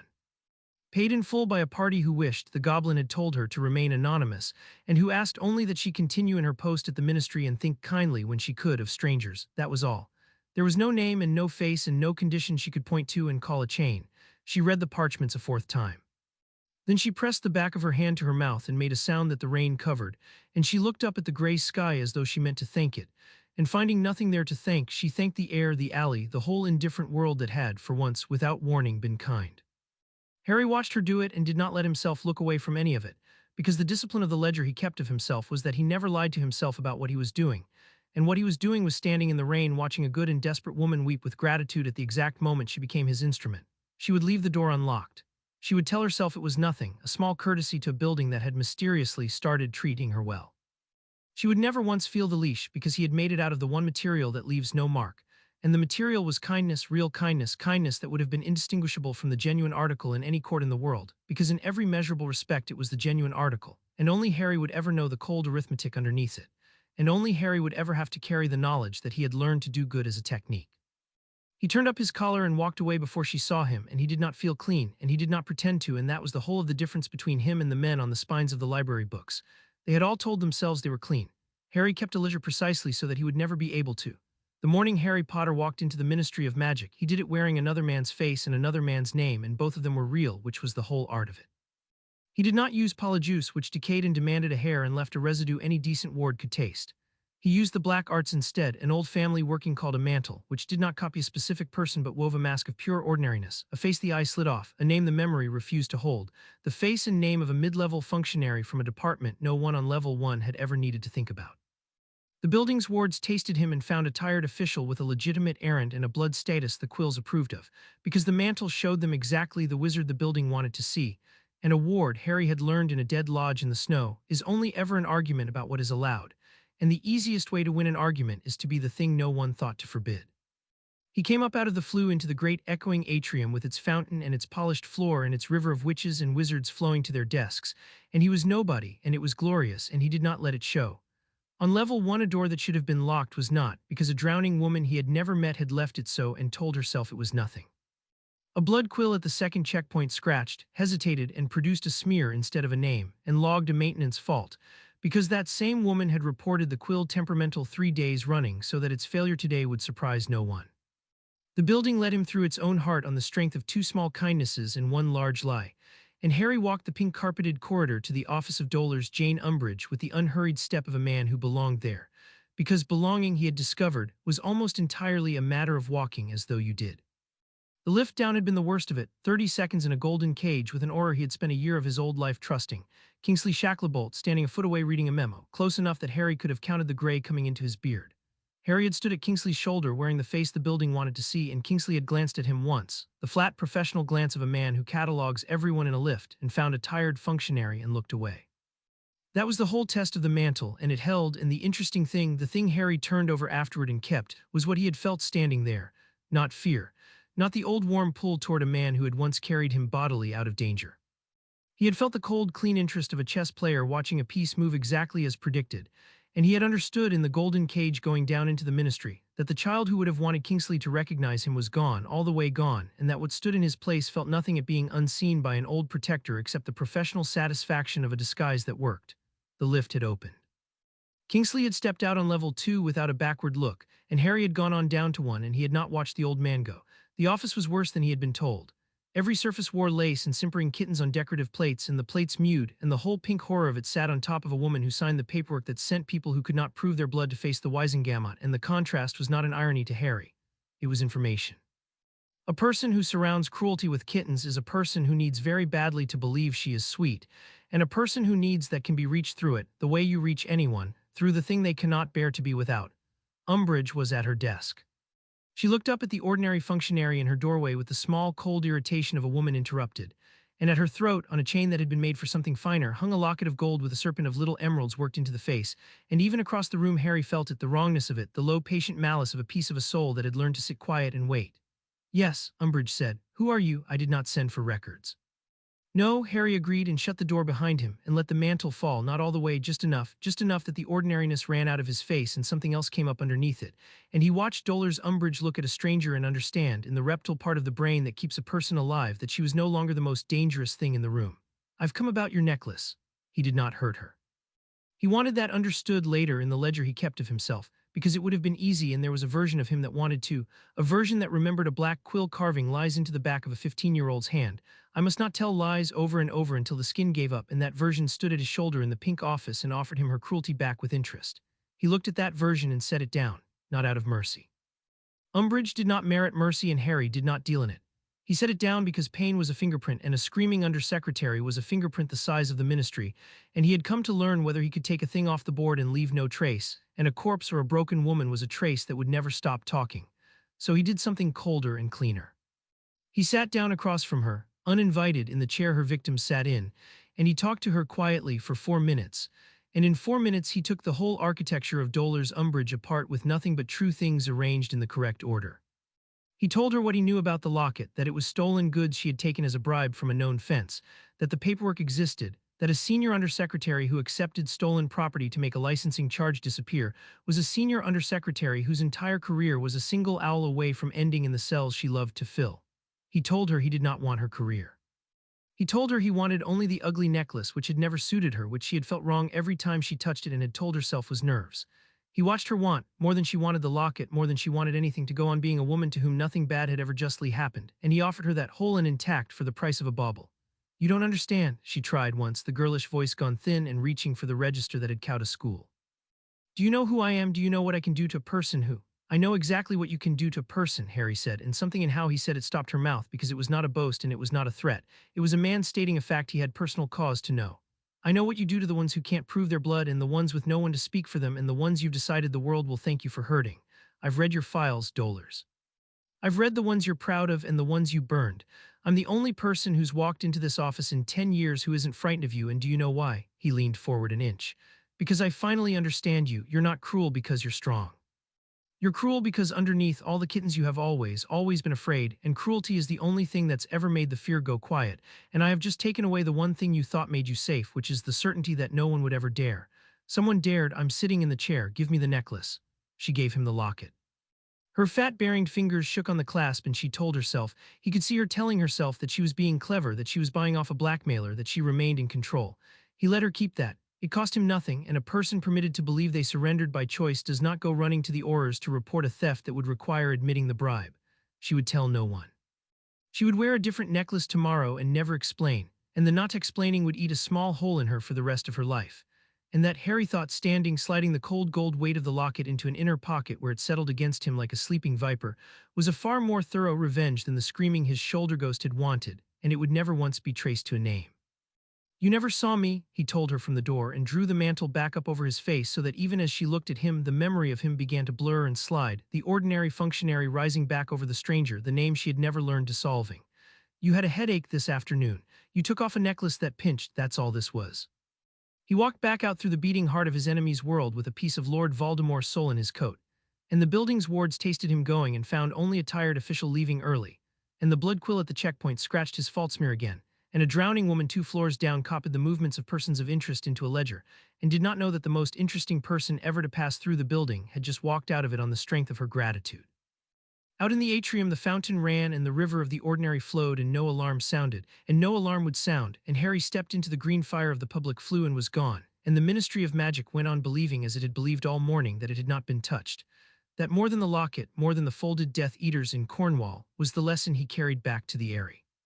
He had walked into the single most heavily warded building in Wizarding Britain, sat down across from a woman who had tortured him at 15, taken a piece of the Dark Lord's soul off her throat, and walked back out through a river of aurors and functionaries and ministry officials, and not one of them had so much as turned a head. The whole apparatus of the state, the thing that had once hunted him, expelled him, put him on trial, the thing that had felt at 15 like a wall he could break himself against forever, had proven to be exactly what the dead lodge in the snow had taught him every locked thing was. Not a wall at all, but an argument about what was allowed, and Harry had learned to win the argument before anyone knew it had been raised. A younger version of him would have wanted the ministry to know. Would have wanted the fear, the recognition, the vindication of walking in as Harry Potter and making them all remember his name. The version that stepped out of the flue into the greenlit hall of the Eyrie wanted none of it, and the wanting none of it was the truest measure of how far he had come, because a man who needs to be seen taking a thing has not really taken it, he has only borrowed it against the interest of someone else's attention. Harry took things now for keeps. The locket did not want to die, and it fought him in the only way a soul fragment could, which was with the truth. He destroyed it that night in the ritual room, because a thing like this was not to be kept a single hour longer than necessary. He had prepared the working the library taught, the fire that does not forgive, a controlled soul flame that burned only what did not belong in the world, and he set the locket in the center of the diagram on the black stone floor, and he opened the door of his power a careful fraction and let the flame come. The locket screamed, and then it opened, which it had never done for Mundungus or Umbridge, because it had nothing left to bargain with but the last defense of every Horcrux, which was to reach into the one destroying it and find the wound and press. And Harry Potter's wounds were not hidden. He had stopped hiding them the night he burned an address on a hot plate, so the locket did not have to dig. It simply showed him what was already there, enormous, in smoke and green light rising off the black stone, and the smoke took the shape of everyone who had left him. He saw Dumbledore, vast and sorrowful, saying, "I only pray you will still have it in you to forgive me." He saw the Weasley kitchen, warm and gold, full of people laughing at a table with an empty chair where he used to sit and no one looking at the chair. He saw Ron turn away up a staircase. He saw Hermione press a book into his hands and refuse to meet his eyes. He saw Sirius fall again through the veil that should not have been there, and the smoke voice of the locket, which was Voldemort's voice, which was almost his own voice, hissed the truth into the ritual room with the patience of a thing that had waited in a cupboard for years to say it. You are alone. You are always going to be alone. You tell yourself you're cold by choice, but they made you cold by leaving, and every day you become more like the thing you're burning, and the only difference between you and me is that I stopped lying to myself about it sooner. Come, stop burning, keep me. Keep me and you will never be alone again, because I will always be with you. I will be the one who never leaves. I am the last friend you will ever have, and you are about to set me on fire. And Harry, standing in the smoke of his own grief with the fire that does not forgive burning blue-white in his open hand, looked at the shape of everyone who had abandoned him and did not look away, because he had promised himself in a garden that he would never again look away, and he answered the locket in a voice that did not shake. You're right about all of it, he said. They left me, I am cold. I am becoming something they would fear more than you, and there's no one coming, and you are the only thing in the world right now that wants me to keep it. He let the fire climb. And that's exactly how I know to burn you. Because the last friend who never leaves, the voice that promises you'll never be alone if you'll only keep the darkness close, that's not a friend, that's the leash. It's a better leash than Dumbledore's, because I'd put this one on myself and call it love the way they all do. I've worn one leash already, I took it off. I'm not going to reach out in the dark and pick up another one just because it whispers in my own voice. The locket understood at the end that it had lost, because the last thing it showed him before the fire that does not forgive took it was not a temptation but a plain image unadorned of a small starved unloved boy in a London orphanage deciding to be a monster so that he would never be helpless again, and Harry recognized it because he had seen it once before across a cage of blue light. And he understood that the locket was showing it to him not to break him but because it was the truest thing it had, the seed of the whole tragedy, and it wanted in its last instant to be understood by the one person who could. I know, Harry told the burning boy in the smoke, and for once there was no cold in it at all. I know why you did it, I'm choosing not to, that's the whole of it.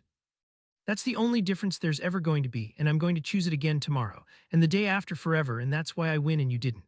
The soul flame closed over the locket and the gold ran and the little emerald serpent guttered out and the screaming stopped and the ritual room was silent and cold, and in the silence a piece of Lord Voldemort's immortality ceased to exist in the world without a single living enemy feeling it go. Harry stood over the slag of it until the fire burned down. Then he went up the stairs and he did not weep and he did not gloat and he wrote a single line in the ledger he kept of himself in the cold clean hand the winter had given him. It can be done and it can be done clean and I remain myself. 3 anchors were gone now that the world knew nothing of. Diary, ring, and the one that had lived behind his own eyes, and now the locket 4. There remained a cup behind a dragon, and a diadem in a castle he knew every stone of, and a snake that was more than a snake. And there remained the men who had abandoned him, going about their lives 20 miles and a whole world away, certain they had put a broken thing in a box and closed the lid. 200 miles north, in the long dark dining hall of a manor whose owners had learned to be grateful for the privilege of housing their own ruin, Lord Voldemort received the news of Cornwall and did not at first say anything at all.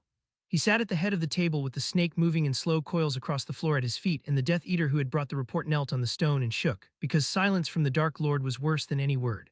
6 of his people gone. A safe house broken. And the breaking did not by Aurors who were loud and left warrants, and not by the Order who were loud and left survivors, but by something quiet that had come in the night, and won the argument the wards were making and left nothing behind but a question. "Show me," Voldemort said at last, and lifted the kneeling man's memory out of him without asking, a thin cruel thread of legilimency that made the Death Eater cry out, and looked at the ruined safe house through the eyes of the fool who had found it. He saw the wards undone from the inside, folded back rather than smashed, an intimate and contemptuous kind of ruin, the work of a hand that had not feared his people enough to hurry. He withdrew from the man's mind and sat back, and the fingers of one white hand moved once against the arm of his chair, a small rhythm, the only tell his followers had ever learned to read, and the ones who could see it went very still. "Arrival," said Bellatrix Lestrange from the shadows, hungry, hopeful. "Some upstart, my lord, give me a week and I will bring you his head, be quiet." He did not raise his voice, he never needed to. Arrival announces himself. Arrival wants the fear he earns, that is what makes him a rival and not merely a threat. This one wants nothing. This one took 6 of mine off the board and did not leave a name to be feared by, which means the taking was not the message, the taking was practice. The red eyes moved across his kneeling court and found no comfort in it. Someone is learning to reach into my war and remove things, and they are being careful. And careful, in my experience, is the single most dangerous quality a man can have, because I have never once been careful and it has cost me. Something touched him then at the edge of a sense he did not have a name for, a cold, small absence, the feeling a man gets patting his pockets for a thing he is certain he was carrying and cannot now find. It was gone before he could hold it. He had divided his soul so many times and hidden the pieces so well that he had lost the habit of feeling them. The way a very rich man stops feeling the loss of a coin, and so the death of a locket in a stone room 300 miles away registered in the greatest dark wizard of the age as nothing more than a moment's unease. A draft from a door he was sure he had shut, and he shook it off, and never knew that his immortality had just grown 1 anchor lighter. "Find me the careful one," he told the room softly, and the room emptied itself in terror to obey, and Lord Voldemort sat alone with his snake in the dark and felt, after long years of certainty, the faint, unfamiliar, entirely unwelcome sensation of not being the most patient predator in Britain. The first ripple reached the Order of the Phoenix in March, and it reached them as a puzzle, which is the most frightening thing a war can hand you. Phineas brought it back from the headmaster's office and delivered it in the study with the relish of a man watching the first crack run across a dam. A Death Eater's cell in Cornwall, 6 of Voldemort's people, had been found by the Aurors already broken, their operation collapsed, their safe house wards unraveled from the inside by a hand that had left no signature any cursebreaker in the ministry could read. Kingsley thought it was a rival faction. Moody thought it was a trap. And Dumbledore, Phineas reported, had said nothing at all for a long moment, and then had gone to the window and stood there with his blackened hand hidden in his glove, and had said to no one, in a voice Phineas had never heard him use, "There is someone else on the board." Harry had arranged the Cornwall cell's fall himself. 3 days of quiet work, a whisper in the right ear, a ward argument one from a mile off. A Death Eater operation turned into a Death Eater grave without Harry's shadow ever falling across it, because a man learning to take pieces off a board should practice on more than lockets. But he had not expected Dumbledore to feel it so fast. "And what does the Order believe about me?" Harry asked. "These days, do they ever speak of the one they boxed away?" He asked it flatly, testing a bruise he no longer expected to hurt, and it did not hurt. Phineas considered him. "Rarely. You are a settled matter to them, which is the worst thing a living man can be. The watchers on your Muggle street report every week that the subject keeps to his room, troubles no one, has given up." The portrait's mouth curved. "You will appreciate the artistry of it since you taught it to them. The mantle you left behind in that bedsit is a very good piece of work." A drift of ordinary sadness keyed to the room that any watcher's charm reads as a heartbroken boy who no longer opens the curtains. They see exactly the ruin they need to see, and they are comforted, and they follow their reports, and they sleep. Phineas leaned forward. "Molly Weasley sends a food parcel on the 1st of every month. It is left on the step. Something eats it. She takes that as a mercy and weeps a little and goes home. She does not know that what eats it is a hex you set to keep the illusion fed, and that the ghost she is grieving is standing in a house on top of the world taking her dark lord to pieces one anchor at a time. Harry was quiet a moment. The food parcels were new information and he sat with them and found that they moved nothing in him, which was itself a fact he noted and did not examine. Only one of them ever doubts it, he said. It was not a question either. He had known which one it would be before Phineas answered. The Granger girl, Phineas confirmed. She argues sometimes that someone should see you in person and not merely watch the window. She is outvoted. She is always outvoted because she is right, and a room that has decided to feel better does not thank the one member who keeps threatening to make it feel worse. She has begun going quiet in their meetings. A clever child learning a year too late the difference between being reasonable and being correct. The portrait's eyes glittered. You could use that. I know, Harry said. Not yet. He is the only one who will understand what he is looking at before it is too late, Phineas said. The Ministry sees crime. Voldemort will see betrayal when he sees anything and go hunting his own for a traitor, which will do half your work for you. But the old man sees a board the same as you, and he has just realized that a fifth player has sat down at it, and he does not know your name, and it is going to cost him a great deal of his rationed strength to find out. Harry looked out the tall window at the snow going blue on the peaks, and he thought about an old man standing at a different window 20 miles and a whole world away, hiding a dying hand, saying there is someone else on the board to a room that had no idea he was afraid. Let him look, Harry said. Every day he spends looking for a stranger is a day he isn't spending on his plan, and when he finds out who the stranger is, he turned from the window. It won't help him at all, Phineas. Because the one thing Albus Dumbledore has never once been able to do in all his cleverness is imagine that the ruin he left in a box got out of it by himself. He'll look for a Death Eater, a foreign power, a rival he can bargain with or defeat. He'll look everywhere on the board except the empty square where he thinks a broken thing is still lying quiet. That square is where I'm standing. And he won't look at it until I want him to, because to look at it he'd have to admit what he did, and a man who spends his life not admitting things is not going to start with the one that would break him. Chapter 4 and Chapter 5. The name they fear by spring the fear had a shape, and the shape was not a name, which was better than a name. Harry had studied how legends were made in the frost-cold galleries, and had learned that the strongest kind did not come from a man announcing himself. It came from the survivors. A wizard who wanted to be feared put a mark on the wall and a name on his followers' tongues, and in doing so he handed his enemies something to hunt, a signature to trace, a myth they could learn the edges of and so contain. Voldemort had done exactly that, and it had worked, and it had also given the Order 20 years of a specific thing to fight. Harry did the opposite. He left nothing. And nothing, it turned out, was the most frightening signature of all, because the mind of a frightened man cannot leave a blank space alone. It fills it endlessly with something worse than any mark. So the Death Eaters who survived their brushes with him did the work for him. A cell would go out and not come back, and the one sent to find them would find a safe house standing open and empty. Wards folded neatly aside, no bodies, no blood, no sign, as though the 6 of them had simply been erased from the account of the world by a hand that felt no need to be admired for it. And the survivors, made to report to a Dark Lord who did not forgive failure, reached for the only explanation that could save them from his displeasure, which was that they had faced something not human, something that came in the quiet and left less than a ghost. They called it among themselves in the low voices men use for the things they cannot afford their master to hear them fear, the unmarked, the one who leaves nothing. And the name grew precisely because Harry had refused to give them one, a rumor filling its own blank space, and by April there were Death Eaters who would sooner face Azkaban than a night operation, because Azkaban at least left you a body to bury. The fear did not stay among the Death Eaters. That was the elegance of leaving no mark. A blank space is claimed by whoever most needs it filled, and everyone in the war needed it. The Ministry, catching wind of unexplained deaths in Voldemort's ranks, half convinced itself a foreign government had sent an agent, and diverted resources to hunting a spy who did not exist. The underworld of Knockturn Alley, which had its own long memory for the folding up of dangerous men, began to charge double for silence, and to leave certain jobs undone rather than risk crossing whatever had taken the customs warehouse apart. And the Order of the Phoenix, brave and loyal and running on faith, found itself, for once in the whole long war, fighting a shadow that helped it without asking and did not know what to do with help it had not sanctioned, and argued and split and looked at one another sideways in a way a Faithran thing cannot survive being looked at for long. Harry had not touched the Order once. He had simply become a fact in the world they lived in, and the fact had begun on its own to pull at the seams of them. You have made yourself into a weather, Phineas observed with the appreciation of a connoisseur. Not a man they can kill, a season they can only wait out. It is the oldest trick in my family, and you did it without being taught. I find that either flattering or alarming and have decided to enjoy both. Harry did not answer. He was reading the reports Phineas brought from the headmaster's office, and in them the shape of the thing had begun to reach even there. Dumbledore had stopped calling it a rival. He had begun, in the privacy of his own dying, to call it a problem of a different order, and to divert strength he did not have to spare into finding out what it was, and that was exactly the outcome Harry had built. An old man burning his rationed months chasing a season instead of finishing his plan. But a weather, Harry knew, could not stay a weather forever. Sooner or later it had to touch ground somewhere deliberately on his own terms and be seen, because a fear that is never once confirmed eventually thins into a story, and Harry had no intention of becoming a story. He intended to become a fact. The spring gave him 3 reasons to touch ground. The first walked into a warehouse in Bristol looking for him with her wand already lit, and her name was Bellatrix Lestrange, and she had killed his godfather, and Harry had been waiting a long time to be a fact to her specifically.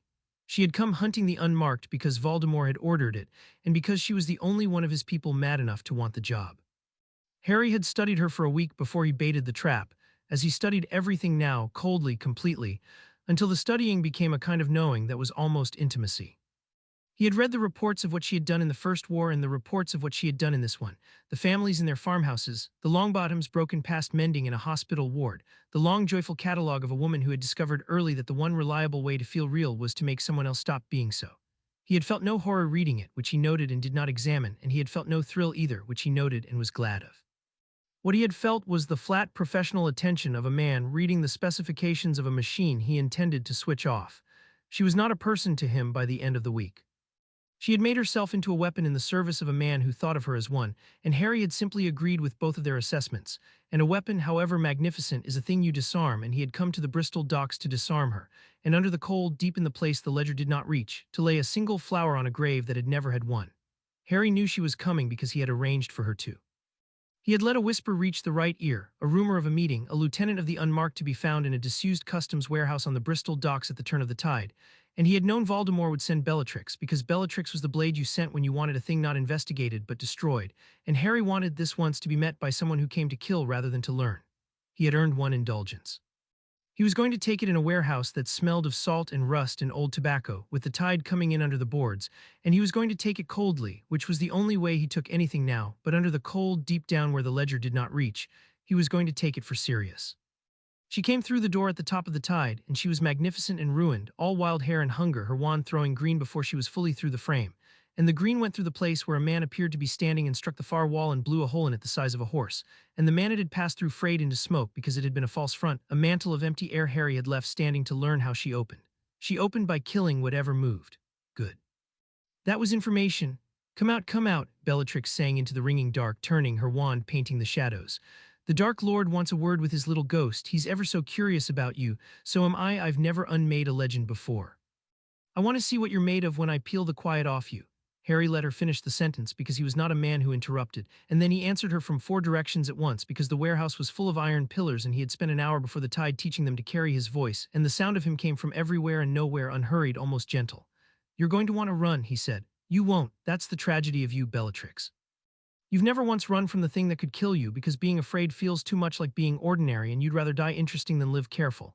I've read the whole of you and it took about a minute. Sirius used to say you were the cleverest of the blacks and he was right, and it never once saved you because you spent all of it in the service of a man who thinks of you as a knife. The name landed exactly where he had aimed it. Sirius, she breathed, and delight cracked her face open. Oh, you knew him? You're one of Blood Traitor Sirius's little strays. Did I take something of yours, Ghost? At the Ministry, did I take your— Yes, Harry said and stopped hiding. He let the mantle fall, all of it, and he stepped out from behind the 3rd iron pillar into the gray dock light, and he did not look like a legend and did not try to. He looked like a lean young man in a dark coat with a blackthorn wand held loose at his side and a stillness in him that did not belong to anyone his age. And Bellatrix looked at him and did not know his face, because she had last seen it at 15 in Grief Soft, and it was neither now, and she laughed because he was only a boy after all, and she raised her wand to unmake her legend. The duel lasted 90 seconds, and Harry would remember every one of them as a lesson taught to a woman who had stopped being able to learn. She was fast, and she was vicious, and she had 30 years on him, and the Cruciatus came off her wand like breathing. He did not block it. Blocking was an argument you had with an equal, and Harry had decided in a dead lodge in the snow that he would never again meet an enemy as an equal if he could help it. Instead, he was not where the curse went. He had learned in the ritual room that speed was a shallow art and position a deep one, and he moved through the warehouse the way water moves through a house it has decided to take, always already in the place the danger was not, and the green light and the red light and the white carved the pillars and the walls and the black water below the boards, and none of it touched him, and he watched Bellatrix Lestrange's magnificent fury begin second by second to curdle into the thing she had spent her whole life outrunning, which was the understanding that she was outmatched. Stand still, she shrieked. Stand still and duel me, you cowardly little— No, Harry said, and closed the door of his patience and opened a fraction the other one. The country of cold blue light came up into the warehouse, and it was not a spell and could not be blocked because it was not a thing thrown but a change in the weight of the room, and every iron pillar between them groaned and bent inward toward him as the air itself leaned to his gravity. And Bellatrix's next curse guttered and died in her wand tip because magic does not travel well through a space that has begun to belong entirely to someone else. She felt it then. He watched her feel it, the vast cold pressure of a power she had no name for and no defense against, a power that had frightened Albus Dumbledore, and for one instant the madness went out of her eyes and what was left was very old and very simple and almost human, and it was the thing he had come for and he did not enjoy it and he did not look away. "You're not a ghost," she whispered. "What are you?" "I'm the debt," Harry said. Sirius Black died at your hand in a room full of people who were supposed to protect him, and every one of them walked away and called it a war and slept. I didn't walk away. I went and became the last thing that room ever made, and now I've come to collect, and you're the first payment, and it isn't personal, Bellatrix, it's arithmetic. He was worth more than you, I'm just balancing the account. He did not use the green. He had promised himself he would never use the green, because the green was the wand's answer to the small, unloved child in the orphanage, and Harry was choosing forever not to be that. He used the warehouse instead. He let the leaning weight of the room reach its limit, and the iron pillars, bent past bearing toward the gravity of him, gave way all at once, and the roof they held came down, and Harry stood in the one column of stillness at the center of the collapse where nothing fell because he had decided nothing would, and Bellatrix Lestrange, who had never in her life stood still when death came for her, tried at the very end to apparate and found she could not. Because a space that belongs to someone else does not let you leave it without his permission, and the salt-rotted iron and the century of brick came down on the cleverest of the blacks and made her, at last, quiet. When the dust settled, Harry walked out through the hole her first curse had made, and behind him the tide came in over the wreckage, patient, indifferent, erasing, and he did not look back at the grave he had made of a customs warehouse, and somewhere north a dark lord waited for a report from his best blade that was never, ever going to come. Lord Voldemort learned that Bellatrix Lestrange was dead when she did not return, and then 3 days later, when the Muggle authorities dredged a woman's body from the Bristol docks with a broken warehouse on top of her and no magical cause of death that any examiner could name, and the not naming was the thing that reached him where the death itself did not. He had lost followers before. He had spent them the way Dumbledore spent his hand, coldly for advantage, and mourned none of them. But Bellatrix had been his blade, the one he trusted to do a thing without needing to be told twice how, and he had sent her against the Unmarked precisely because she was the last of his people mad enough not to be afraid, and the Unmarked had taken her the way it took everything quietly, completely, leaving nothing behind but a woman under a roof and a question.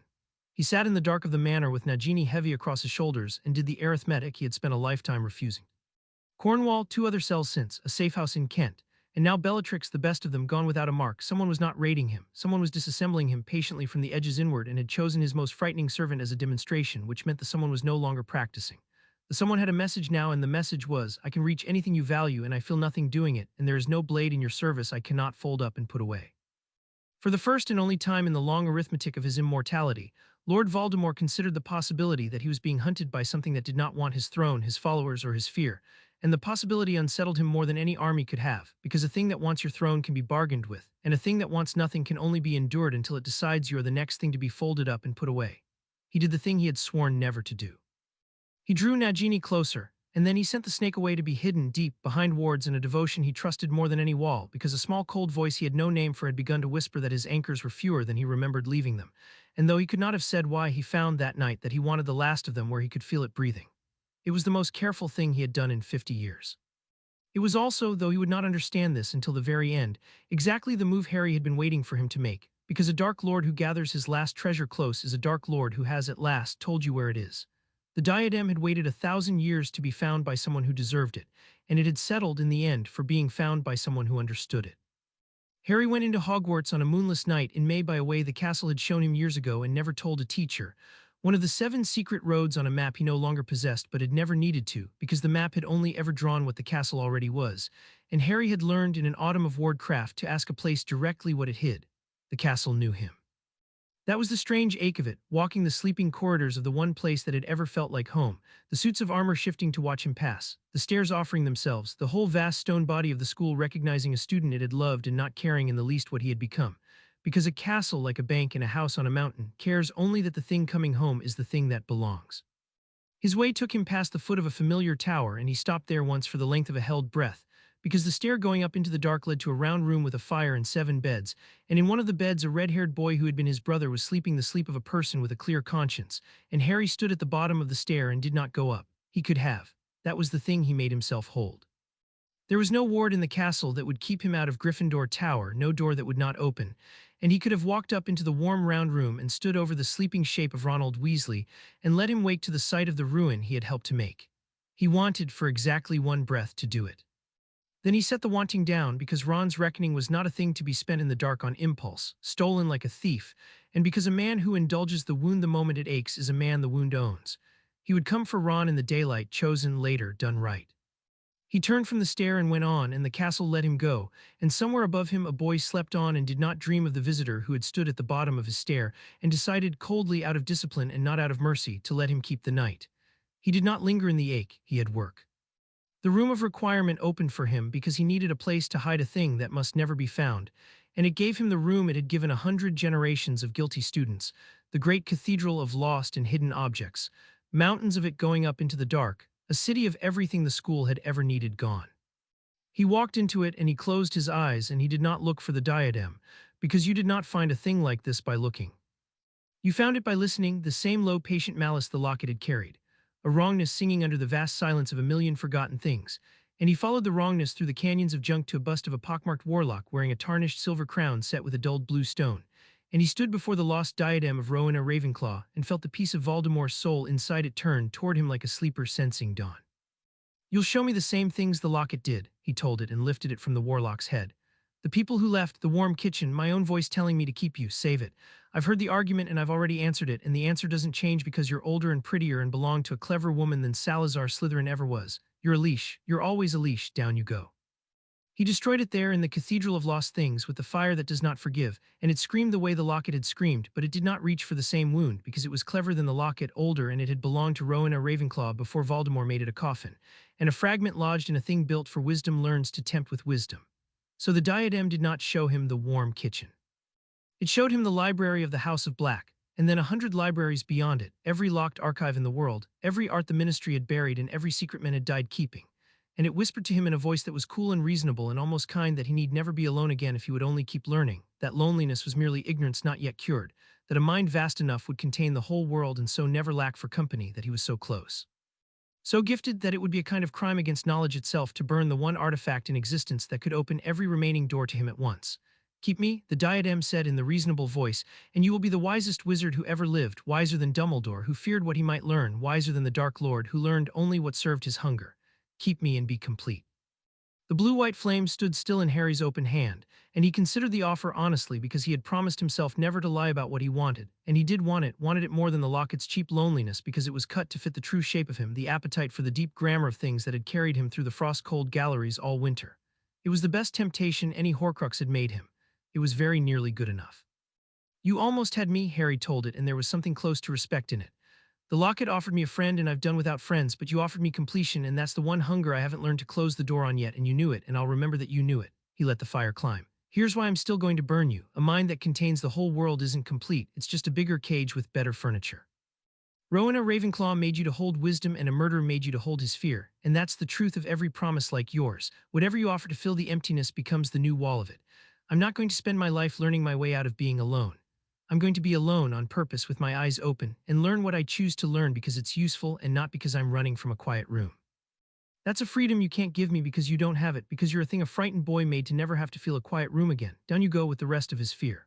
The diadem understood that it had lost, and it did the thing the locket had done, gave up its last defense for its last honesty, and showed him not a temptation but the small starved child in the orphanage, the same child, always the same child, deciding that a mind vast enough would keep the loneliness out forever.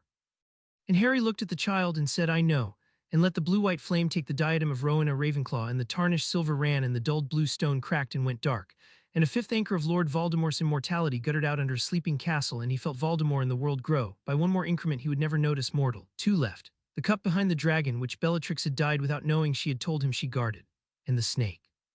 He was 3 steps from the door of the room with the slag of the diadem cooling in his hand when the door opened from the outside, and Severus Snape stood in it with his wand already raised, and the two of them looked at each other across a threshold in the dark. Snape knew him at once, which the whole of the rest of the world had failed to do, and that was the most interesting fact of the night, and Harry followed it in the cold place where he kept the things that mattered. Potter. Snape said the name the way a man says the punchline of a joke he has just understood and does not find funny.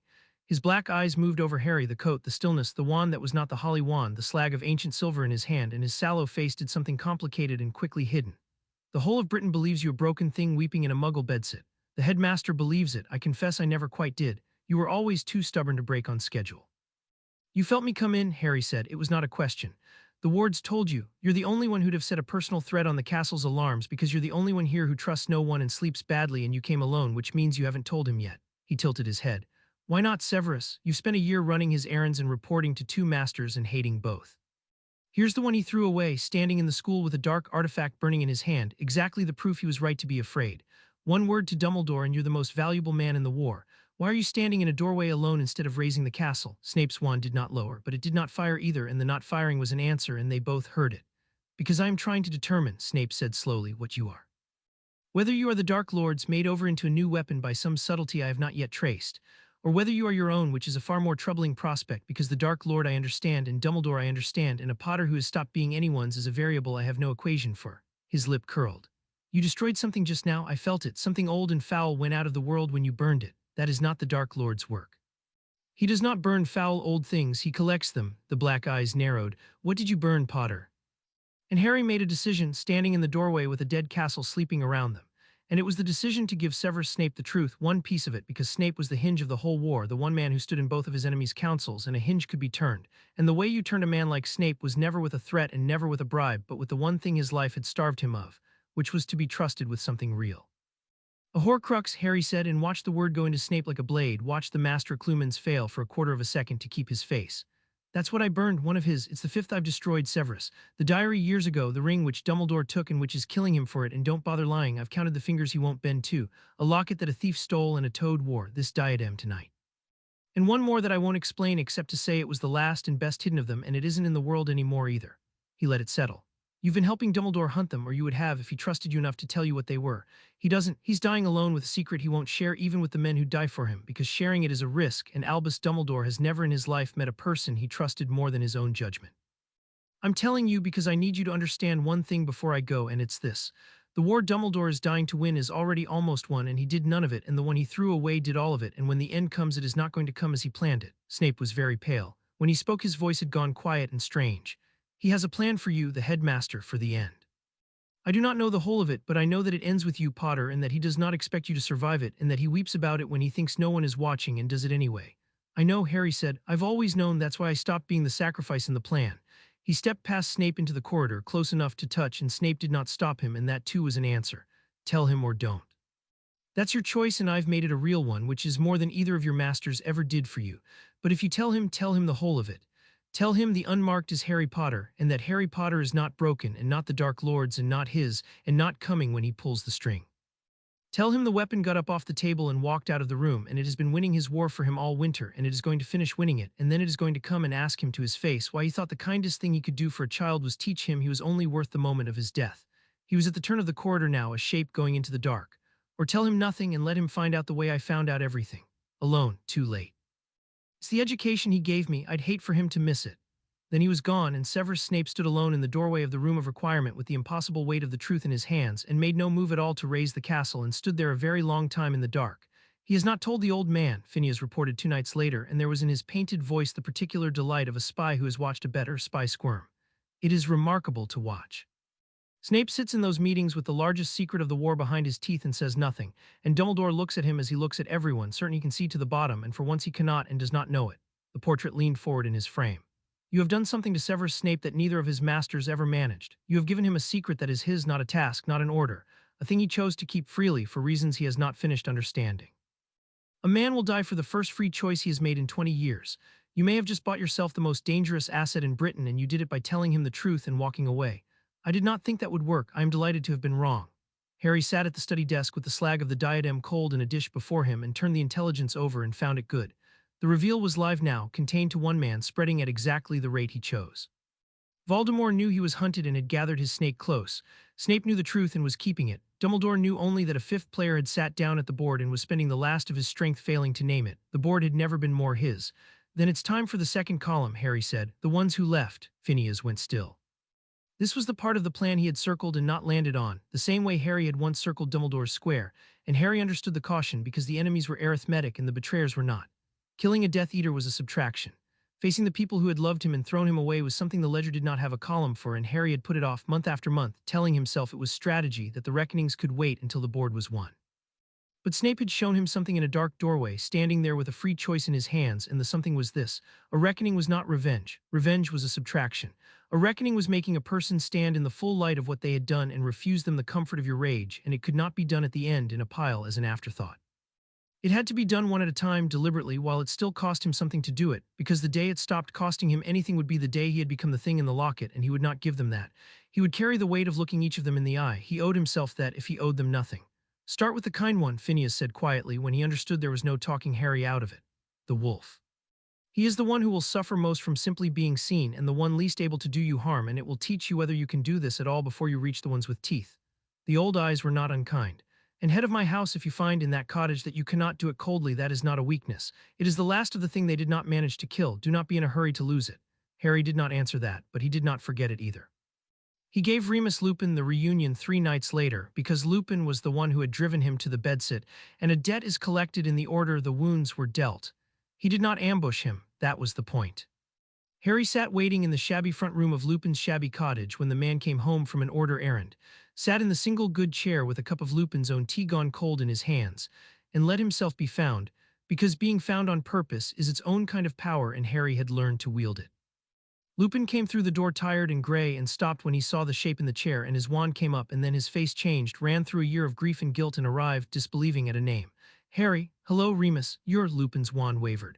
They said you were at the Watchers every week, they said. The Watchers see what I let them see. Harry did not get up.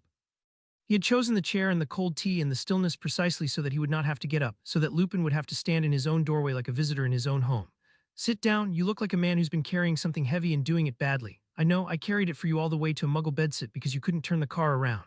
Lupin sat slowly on the arm of the sofa, his wand forgotten in his hand. In the low light he looked older than the calendar allowed. Harry, whatever they told you, whatever you think I have hated myself every day, every single day since I left you at that curb, James's son, and I don't. Harry's voice did not rise. That was the whole of its weight, that it never once had to rise. You said his name at the gate, too. You reached for James to make yourself feel like it wasn't a betrayal, and I told you then you didn't get to use him, and you don't get to use your self-hatred now either, because your self-hatred is just one more thing you're making about you. I didn't come to watch you suffer, Remus. I came to tell you what you actually did once, plainly, so that at least one of the people who threw me away has to hear it from the thing they made instead of from their own comfortable guilt. And he told him. Quietly, without heat, the whole of it, the field and the kitchen and the binding and the bedsit and the burned address, and Lupin listened with his face in his hands, and when Harry was done the room was silent except for the wind in the eaves. I would take it back, Lupin whispered. God, Harry, I would take all of it back. I know, Harry said, and stood at last and set the cold tea down with great care on the table between them. That's the part I want you to sit with, Remus, not that you take it back. Everyone would take it back once the bill arrives. I want you to sit with the fact that you knew it was wrong while you were doing it, that you looked at me at that curb and I asked you a straight question and you didn't answer because the answer was no, you didn't think I was dangerous, you just found me easier to abandon than to defend. You were the last one who knew my father, you could have turned the car around, you chose the man who was easier to obey. He crossed to the door and paused and did not turn.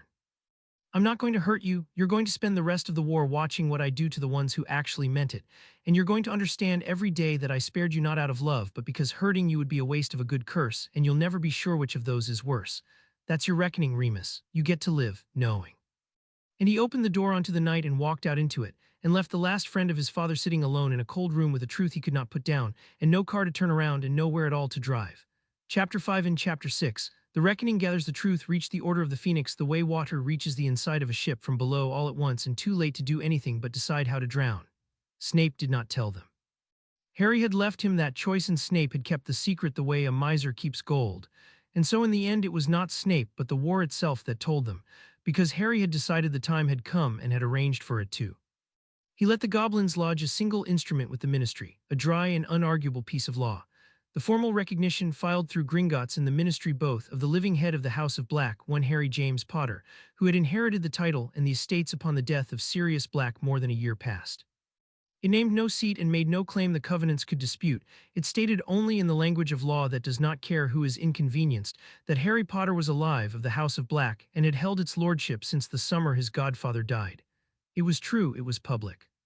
It could not be suppressed because it went past every careful hand that had spent a year keeping Harry Potter a rumor, and it landed in the middle of a war like a stone through a window, because if Harry had inherited more than a year past, then the will the Order had never delivered had reached him regardless, and every word they had been told about a broken boy in a bedsit unraveled from that single thread.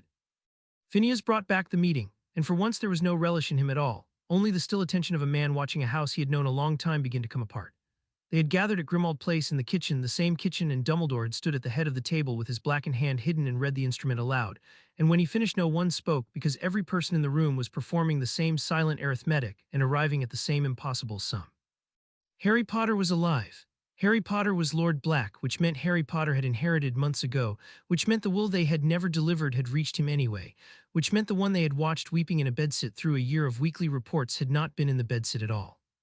And if he had not been in the bedsit, then the reports were false, and if the reports were false, then someone had made them false, and there was only one person alive with the skill and the reason to leave a heartbroken illusion in a rented room and walk away to become lord of an ancient house. He is the unmarked, Kingsley Shacklebolt said into the silence, and it was not a question. Kingsley had ridden in a lift with a tired functionary in the spring and felt nothing, and he was a good enough Auror that the not feeling had troubled him ever since, and now he understood it, and Phineas said the understanding aged the man 5 years between one breath and the next. Molly Weasley made a sound and sat down hard. She had left a food parcel on a step every month for a year and wept over the eating of it, and she was doing the arithmetic too, and the sum she reached was worse than everyone else's because hers had a mother's shape. I grieved a boy who was not lost. I mourned a child who was out in the world becoming something terrible, and my grief was a thing he watched from a great height and did not need, and the not needing is the truest measure of what we did to him. And Ron Weasley, who had wanted his sister 20 miles from wherever Harry stood, went white and then red and said the thing that was going to sit in the room like a corpse. We made him, whatever he is now, whatever the unmarked is, we made it, in this kitchen, we voted on it. And no one argued with him, and the not arguing was the same not arguing that had condemned Harry a year before, only now it condemned them and they all heard the symmetry of it, and it was unbearable, and Dumbledore stood at the head of the table with his dead hand hidden and said nothing at all, because there was nothing to say that would not be a confession. Hermione Granger left the meeting early. She did not slam the door. She simply stood in the middle of Dumbledore's careful silence and looked at the old man for a long moment with an expression Phineas could not read, and then she walked out into the London night alone, and Harry, hearing this, set down his quill, because a clever child who walks out of the room where the adults are agreeing to feel terrible together is a clever child who has stopped being able to lie to herself, and that was a piece he had been waiting a year to see move. The Order did not survive that kitchen intact. Phineas reported the after of it over the following nights, and the after was a slow unmaking. Moody, who trusted no one and had said as much for 40 years, now had proof that the leader he had followed into a war had run a private deception on his own people. And a man like Moody does not forgive being made a fool of in the one arena where he prided himself on never being fooled. He began to keep his own counsel, to arrive late and leave early, to watch Dumbledore across the table with the flat assessing eye he usually reserved for the enemy. Kingsley started asking quietly in corridors how many other things the headmaster had decided were not theirs to know. And Dumbledore, who had held the Order together for 20 years on the strength of being the one man whose judgment no one questioned, found that judgment questioned in 100 small ways at once, and had no strength to spare for answering, because the Black climbing his arm took more of him every week, and a general cannot rally troops who have just learned he lied to them about the shape of the war while quietly dying of a wound he also hid. They were not Harry's enemies. He wanted that clear in his own ledger. He had not turned the Order against itself with a whispered campaign or a forged letter. He had done one lawful thing, followed one true instrument, and the truth had done all the rest, because an organization built on faith in one man cannot survive the discovery that the man kept faith with a plan instead of with them. He had not broken the Order of the Phoenix. He had simply stopped being the secret that held it together, and it had come apart along the seam his absence left, and that he understood was the most frightening kind of power there was, not the power to destroy a thing but the power to remove yourself from it and let it discover it had been leaning on you all along. He took the cup out of Gringotts 11 days later, and the goblins helped him, because Harry had learned that the way you rob the safest bank in the world is that you do not rob it. The cup of Helga Hufflepuff sat in the vault of the House of Lestrange, deep in the oldest levels, behind a dragon and 100 protections, and a year ago it would have been beyond any thief alive. But Bellatrix Lestrange was dead under a warehouse, and Bellatrix Lestrange had been born a Black, and the law of ancient houses, which the goblins served more faithfully than they served any ministry, held that the property of a Black who died without issue passed to the head of her birth house to hold in trust. Rodolphus Lestrange was in Azkaban and would leave it only as a corpse, so Harry did not break into the Lestrange vault. He filed a claim of trusteeship over the estate of Bellatrix Black or Lestrange deceased, and the goblins, who cared nothing for the war and everything for the covenants, examined it and found it good, and opened the vault for its lawful trustee with a bow. He went down on the Orcarts through the cold roots of the world, Ragnarok beside him, and the dragon that guarded the deep vaults raised its blind pale head and did not challenge him, because a Black had come with a goblin's blessing and the old magic knew it. Inside the Lestrange vault, among the heaped gold and the goblin-wrought silver that the family had never once needed and could never bear to be without, the cup sat on a high shelf, small and golden and badger-marked, and it sang its low patient malice into the treasure-heavy dark. and Harry felt the sixth piece of Lord Voldemort's soul turn toward him with the weary recognition of a thing that has begun to understand it is being hunted to extinction. The deep vault was a chamber the size of a chapel, hollowed from the living rock in an age before the Ministry existed, and the goblin light that woke as they entered ran across a hoard that no Lestrange had counted in 100 years. Drifts of galleons gone soft and heavy as sand, chalices and crowns and blades of goblin silver stacked without care, all of it multiplying under the old thief's curses that had been laid to punish greed and now punished only the dust. It was a room built to say a single thing: we have more than we will ever need and cannot bear to part with a coin of it. And Harry stood in the cold heart of it and felt nothing at all for the gold, which surprised him not at all, because he had learned in a coffin-sized room that a man who has been reduced to nothing and survived it can never again be frightened or seduced by the promise of things, and the whole of the Lestrange fortune was only the promise of things. Heaped up in gathering dust while its owners rotted in a prison and a grave, he took the one object in the vault that mattered and left the mountain of the ones that did not, and the difference between him and the family that had built the hoard was the whole of the difference between a man and his cage. You know what this is, Ragnarok said. It was not quite a question. Goblins felt the wrongness of such objects the way a man feels a draft. I know exactly what it is, Harry said and lifted it down.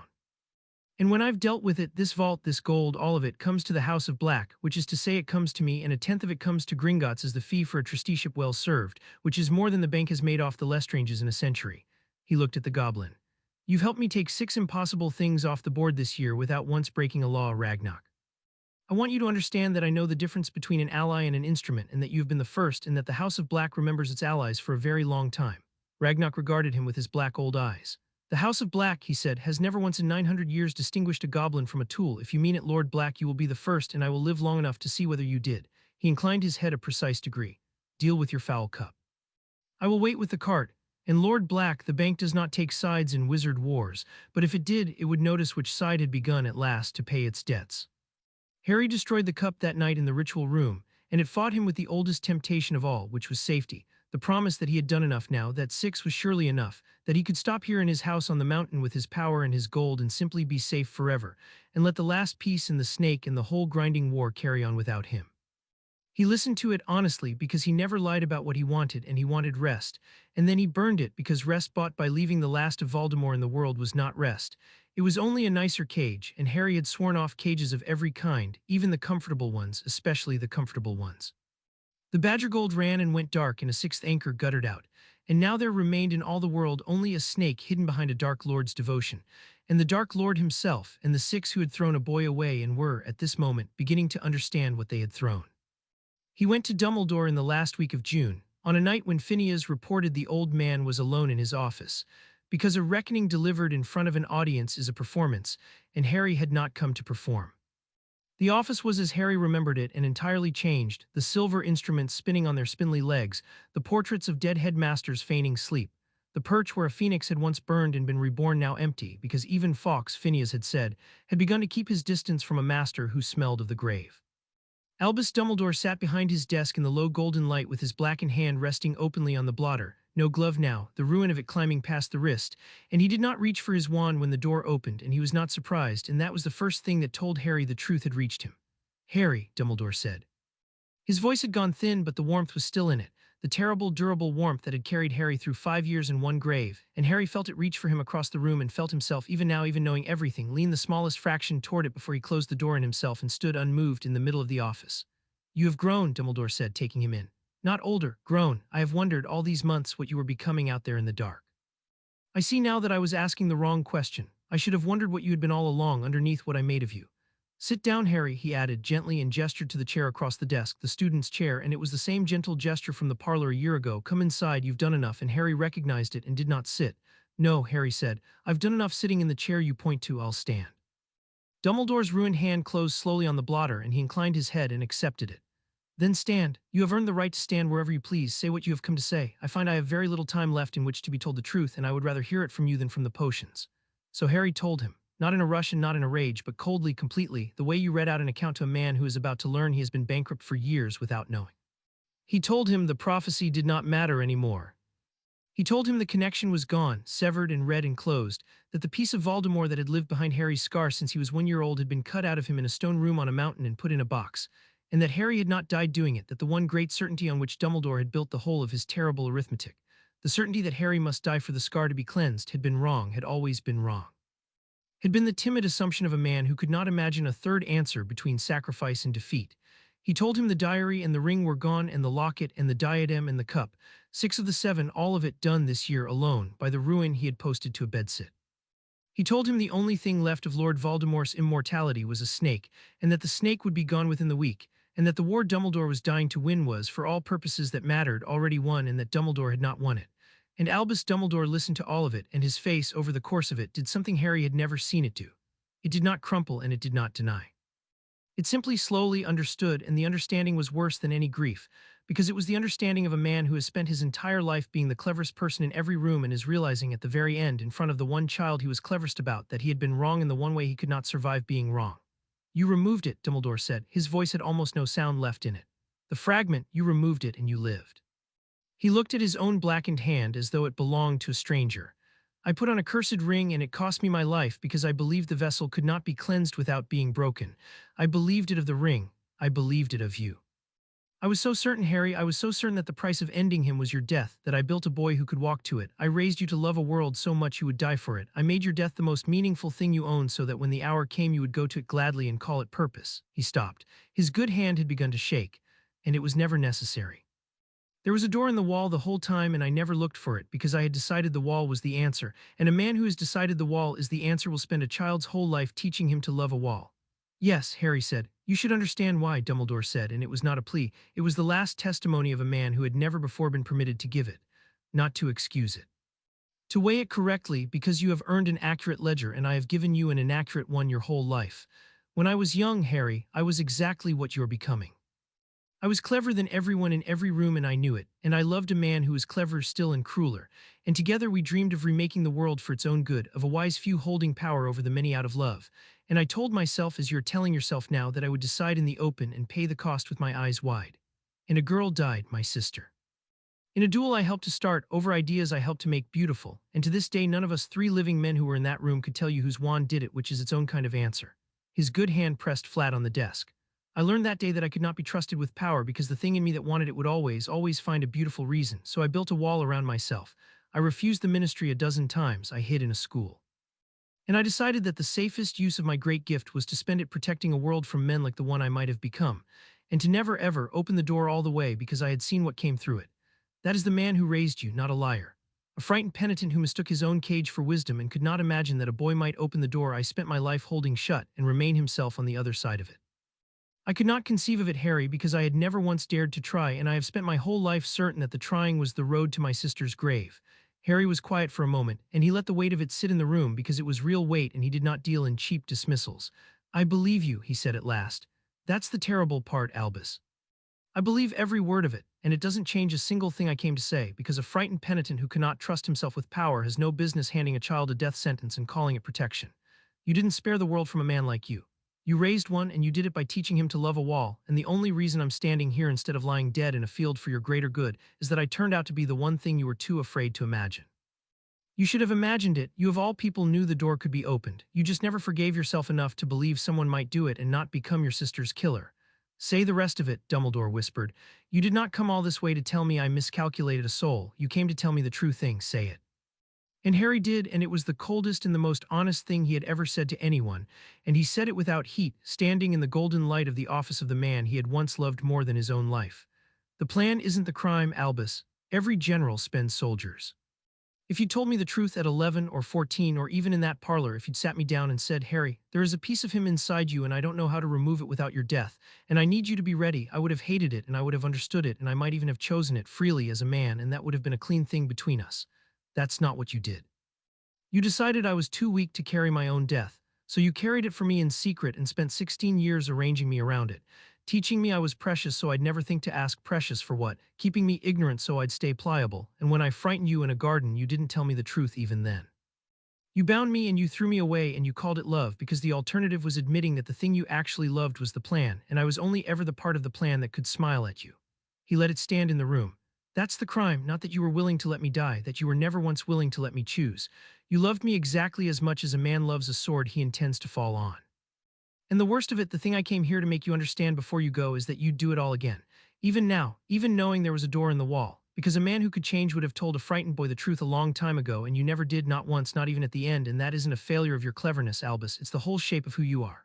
The silver instrument spun. The portraits had stopped pretending to sleep. Albus Dumbledore sat in the wreckage of his life's arithmetic with his dead hand on the desk and tears standing in his ancient eyes. And he did not argue because there was no argument, and that was the reckoning whole and complete. Not a curse, not a blow, but an old man made to sit in the full light of what he was by the one person who had every right to hold the lamp. "What will you do?" Dumbledore asked at last, "when I am gone and he is gone and there is no one left on the board tall enough to stand against you?" "I don't know yet," Harry said, and it was true and he let it be true. "But I'll choose it every day out loud to myself, knowing exactly what I'm choosing and what it costs. That's the whole of the difference between us, and it's going to have to be enough because it's the only inheritance you actually left me. You taught me that a man who decides in secret becomes a monster who weeps. I'm going to decide in the open. I'm going to be a monster who doesn't get to weep because I won't let myself pretend the tears ever made it kinder." He went to the door. He paused with his hand on it, and for one moment, one only, something of the child who had loved this old man moved in the cold, and he let it move because he had promised Phineas he would not be in a hurry to lose the last of the thing they had not killed. "Goodbye, Albus, I won't be the one who ends you. The curse will do that in its own time, and you chose the curse yourself, which is the most honest thing you ever did. I hope at the very end you understand that I could have saved you the way I saved myself, if you'd ever once believed I might. That's your reckoning, not that I hate you, that I don't, and it doesn't matter, and you made it not matter."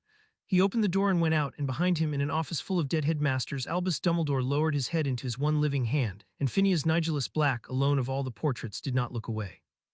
Ron Weasley found him first, which Harry had allowed, because Ron was the kind of man who needed to believe he had done the finding. He came to the neutral room in Muggle London that Harry had left findable, and he came angry, which was the only way Ron had ever known how to come to a hard thing, with his jaw working and his ears red, and his wand gripped too tight in a hand that had grown since Harry last saw it. He stopped in the doorway and looked at the lean, cold stranger sitting at the plain table who had once been his best friend, and whatever he had rehearsed on the way went out of him, and what came out instead was the oldest thing in him, the thing that had always been underneath. "You let me think you were broken," Ron said. "A whole year, Mum crying over food parcels, and you were what off getting powerful, playing your games, and you never once—" He stopped, started again, harder. "You could have told me, whatever you thought I did, you could have come to me." "Could I?" Harry said. He did not stand, he did not raise his voice. "The last thing you said about me, Ron, in a kitchen was that people who stand next to me die, and that you wanted your sister 20 miles from wherever I stood. You didn't say it to my face. You said it to a room so the room would agree, and it did, and then you all voted, and then Dumbledore put glass over my magic, and you watched him do it, and you did not say one word. And now you're standing in my doorway angry that I didn't come to you for comfort." He tilted his head. "Say the true thing, Ron. You can't, but try. Say what you were actually afraid of." "That she'd die," Ron said hotly. "Ginny, that you get her killed like you got." "No." The single word closed like a door. "That's the reason you dressed it in. Here's the true thing, and I'll say it for you because you never will.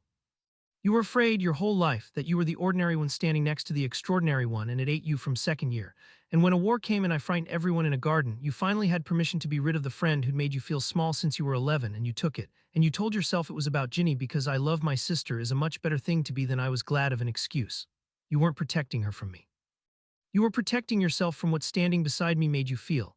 And the tragedy of you, Ron, the actual tragedy, is that I never once thought you were small. I thought you were my brother. You were the only one who was there because you liked me and not because I was useful, and I would have traded every scrap of the power I've got this year to have kept the version of you that hadn't worked out yet that he resented me."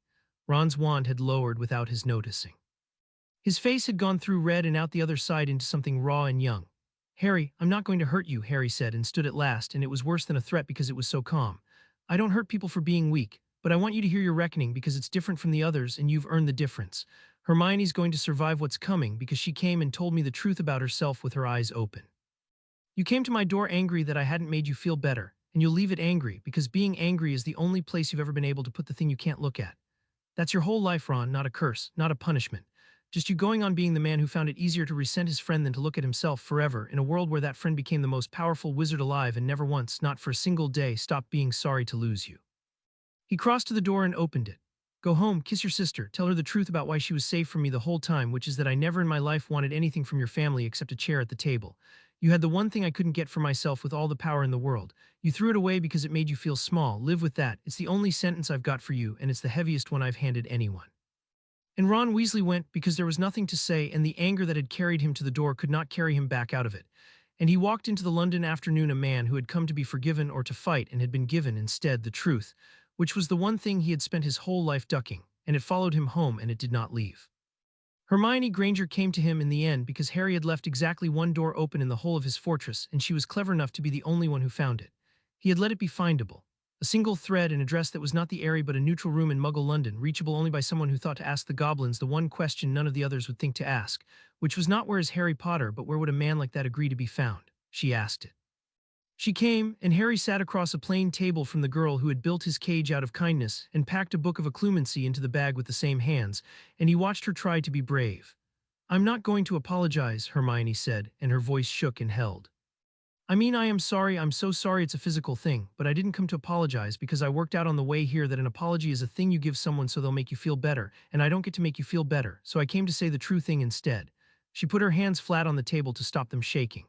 "I knew, in the kitchen, when I gave the speech about grief and uncontrolled magic and everyone being safer.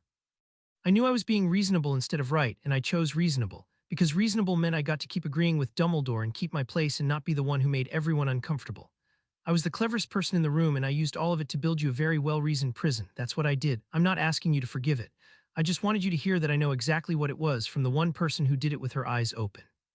Harry looked at her for a long moment, and the thing he had not expected, the thing he turned over coldly afterward, was that it moved him and he let it, because she had done the one thing none of the others had managed, which was to name her own crime more precisely than he could have named it for her.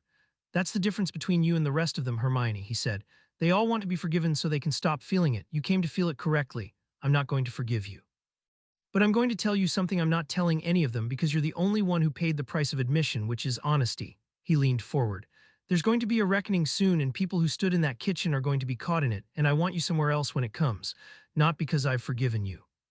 Because you're the only one of them who might, given 20 years, become a person worth the world having in it, and I've decided the world's going to need a few of those after I'm done rearranging it. Consider it the last kind thing that boy you knew ever does. He's nearly gone. You get his final act, spend it living."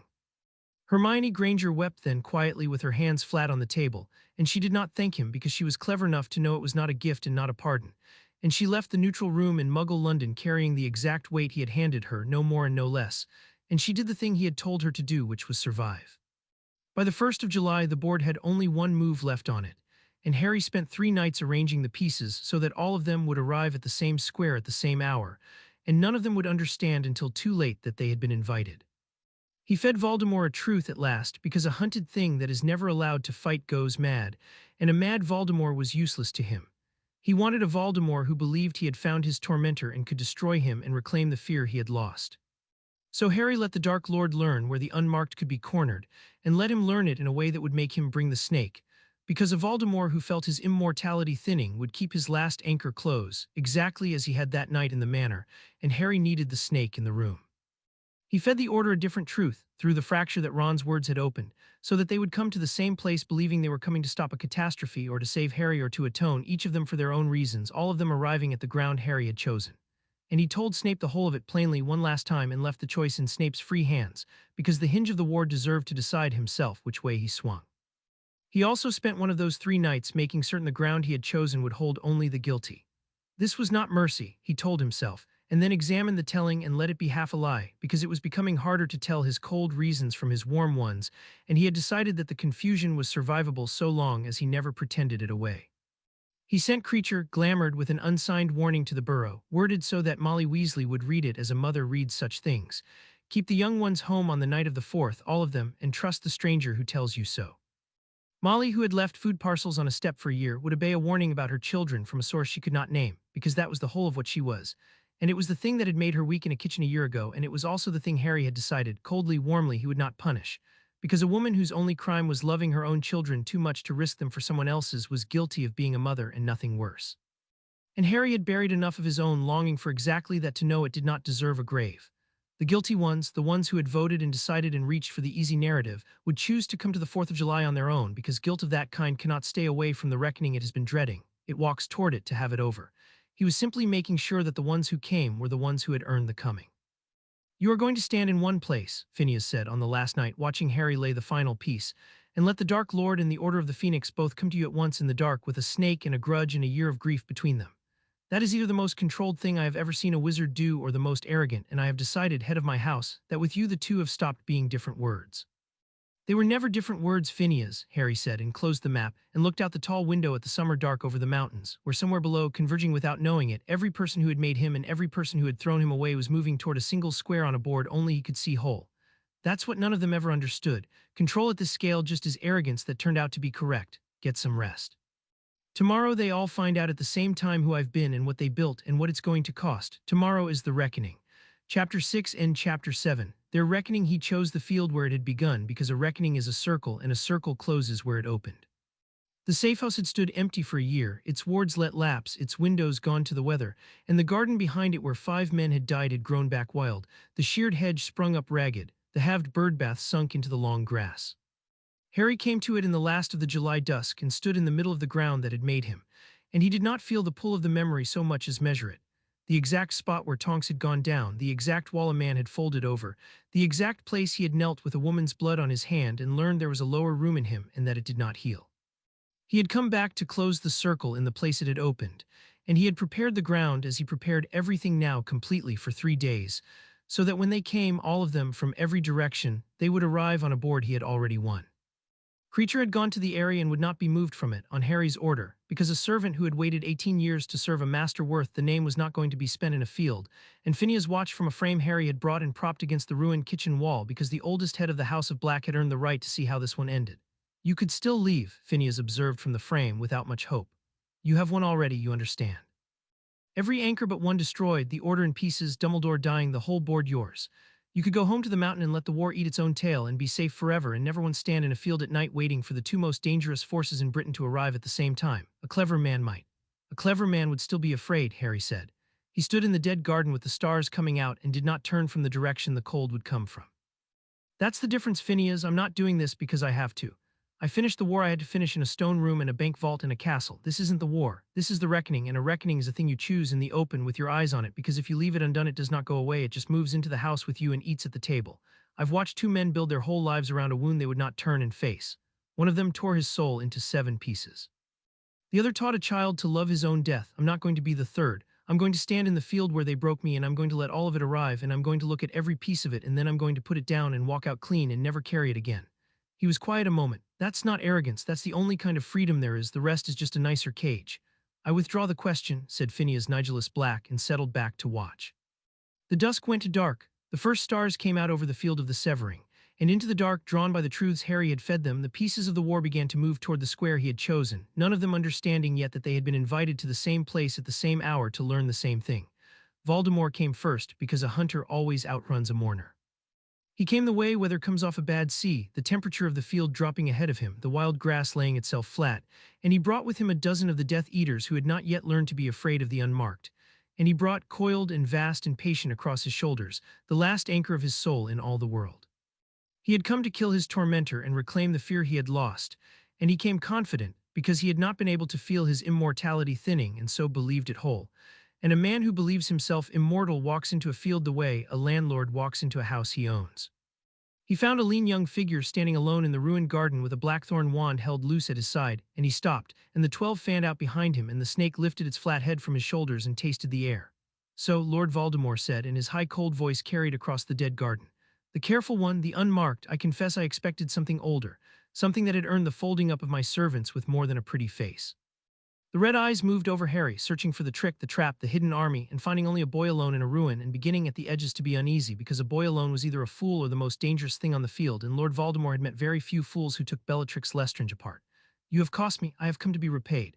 But first I find I want your name, because a thing that dies nameless is not a victory, and I have earned a victory tonight. You knew my name when I was 1 year old, Harry said. You've been wearing a piece of it ever since. Look properly, Tom, you've spent 16 years closer to me than anyone alive. You put a part of yourself in me the night you made me, and I carried it until this year when I cut it out and read everything it knew, which is how I found the diary you gave away, and the ring in the shack, and the locket your cave could not keep, and the cup behind the dragon, and the crown in the castle. He let the silence hold and watched the red eyes begin at last to understand what the small cold absences had been. They're gone, all of them. I burned your immortality 1 piece at a time while you sat in a manor wondering why you felt a draft. There's 1 anchor left in the world, Tom, and you were kind enough to bring it to me coiled around your own neck. You lie. But the high voice had thinned and the red eyes had gone to the snake on his shoulders and back, and there was in them the first crack of a thing that had not doubted itself in 50 years. I would have felt it. A man feels the sundering of his own soul. I felt nothing. You felt nothing because you divided yourself so many times you lost the ability to count your own pieces, Harry said, patient, almost gentle, the tone a physician uses to deliver a diagnosis that admits no appeal. That's the flaw in the whole design, Tom, and you never saw it, because seeing it would have meant admitting the immortality you were so proud of had made you number to your own death instead of safe from it. A man with 1 soul feels every wound to it. A man with 7 feels none until the day someone quietly takes 6 away and the 7th is all that's left, and then he feels everything at once. You're about to. I'd apologize for it, but you spent 70 years making sure you'd never have to feel exactly this, and I've spent 1 year deciding that the things people work hardest to never feel are usually the things they most need to. He let the wand hang loose. You came here to reclaim your fear. You should know before the end that the fear is already gone. Your own people call me the Unmarked, and they will not say your name and mine in the same breath, because yours is a name they were made to fear and mine is the quiet that took Bellatrix apart without one. You are not the most frightening thing in Britain anymore, Tom. You haven't been since the winter. You just had to come to field to find it out. Voldemort did not scream, and Harry respected that coldly in the place where he respected competence in his enemies. A lesser man would have screamed. Voldemort went very still, and did the arithmetic Harry had watched him refuse for a year and arrived at the sum, and the sum was that he was, for the first time since he was 11 years old in an orphanage, deciding never to be helpless again, mortal, and did not know how mortal, and was standing in a field with the one being alive who did. Then he did the only thing left to him, which was to try to kill the snake's danger by killing the one who threatened it, and he moved, and the field became a working of magic that the July dark would remember. Harry had faced the training race at full strength in a stone room on a mountain. He had unmade a feral century-old ward by loving it to death. He had leaned a customs warehouse down onto the cleverest of the blacks. None of it had been this. Lord Voldemort at bay, fighting for the last of his immortality, was a force that had spent 70 years learning every cruel and beautiful thing magic could be made to do, and he threw all of it at once. Curses that unmade the ground and curses that unmade the air, fire that thought and darkness that hungered, and the 12 Death Eaters threw their lesser deaths in behind his greater one. And for a moment the ruined garden was a cathedral of killing light, green and black and a red that was almost white. And at the center of it stood one young man who did not run and did not fall. It was the most magic Harry had ever seen gathered in one place, and some cold clear part of him stood apart even then and marveled at the sheer terrible artistry of a man who had spent 70 years learning to unmake the world, the curses braiding and doubling in the air, the fire that thought turning back on itself to hunt him from 3 sides at once, the ground opening in long black wounds. The very dark between the stars seeming to lean down into the field to see the ending of the thing it had helped begin. A lesser wizard would have died in the first second of it and been grateful for the speed. It was the kind of assault the histories described in The Fall of Cities, the kind that ended ages. And Harry stood inside it unhurried and understood that all of it, every curse and every flame and every reaching dark, was still only a very great deal of force. And force was a shallow art, the art of a man who had never once in his long life learned the deep grammar underneath because he had been too busy being feared to be taught, because Harry did not meet it as a duelist. He had promised himself in a dead lodge that he would never again meet an enemy as an equal, and he did not now. He opened the door of his power all the way, wider than he had dared but twice before, and the country of cold blue light came up out of the lower room and filled the field to the treetops, and the weight of the world changed. The curses that flew at him did not strike a shield. They arrived in a space that had begun to belong entirely to him, and a thing arriving in a space that belongs to someone else obeys the owner, and the green light guttered, and the fire forgot it was hungry, and the darkness found that it could not fall in a place where Harry Potter had decided which way was down. The Death Eaters who had not learned to fear the Unmarked learned it in the space of a breath. As the ground they stood on tilted toward the gravity of him and the wild grass wrapped their ankles and the ruined garden closed its ragged hedge around them like a hand. And one by one, without a single killing word, they were simply removed from the fight, folded up, put away, left breathing in the grass because Harry did not need them dead and a corpse's only ever fingerprint. And then it was Voldemort alone in the blue light with his snake, and the 2 most dangerous wizards alive stood 20 feet apart in a field that had chosen a master, and it was not the one who had walked in believing he owned it. The snake first, Harry said. You'll want to watch this part, Tom. You spent 70 years making sure you'd never have to feel this, and I'm going to make you feel all of it, because it's the last thing you have left to lose, and I want you to understand before the end that it can be lost. Nagini struck for him because Voldemort sent it, a last desperate throw, 17 feet of muscle and venom crossing the blue-lit dark faster than sight. Harry did not step back. He caught the snake in the leaning weight of the field, held it stopped in the air a foot from him, its jaws wide, its whole vast length straining against a gravity it could not break, and he looked into the flat golden eyes of the last of Lord Voldemort's immortality, and he called the fire that does not forgive, and it came blue-white and terrible not from his wand but from the open door of him, and it closed over Nagini in the air and burned only what did not belong in the world. Which was the fragment of a torn soul that had been hidden in a living thing that never asked to carry it.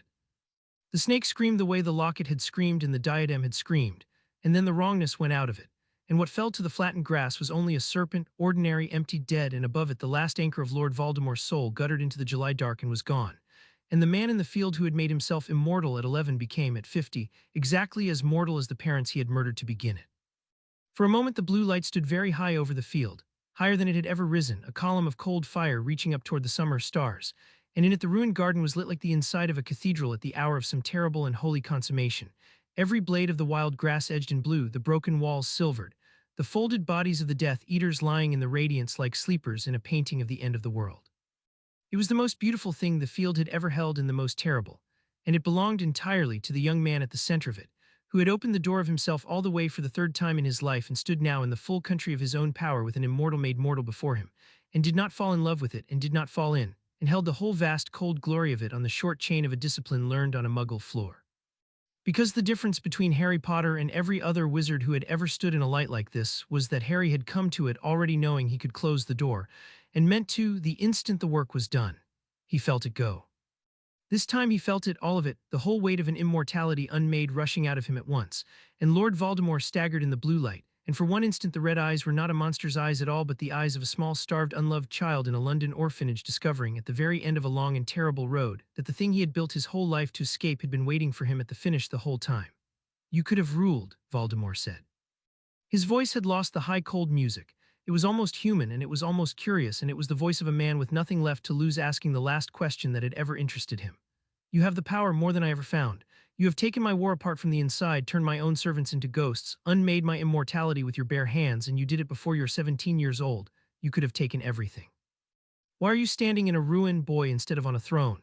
"Because a throne is just a nicer cage," Harry said, "and I've sworn off cages, even the ones with the best views. You never understood that, Tom. You spent 70 years building a bigger and bigger cage and calling it freedom, and you died in it, and you're dying in it right now. I don't want your throne. I don't want your fear.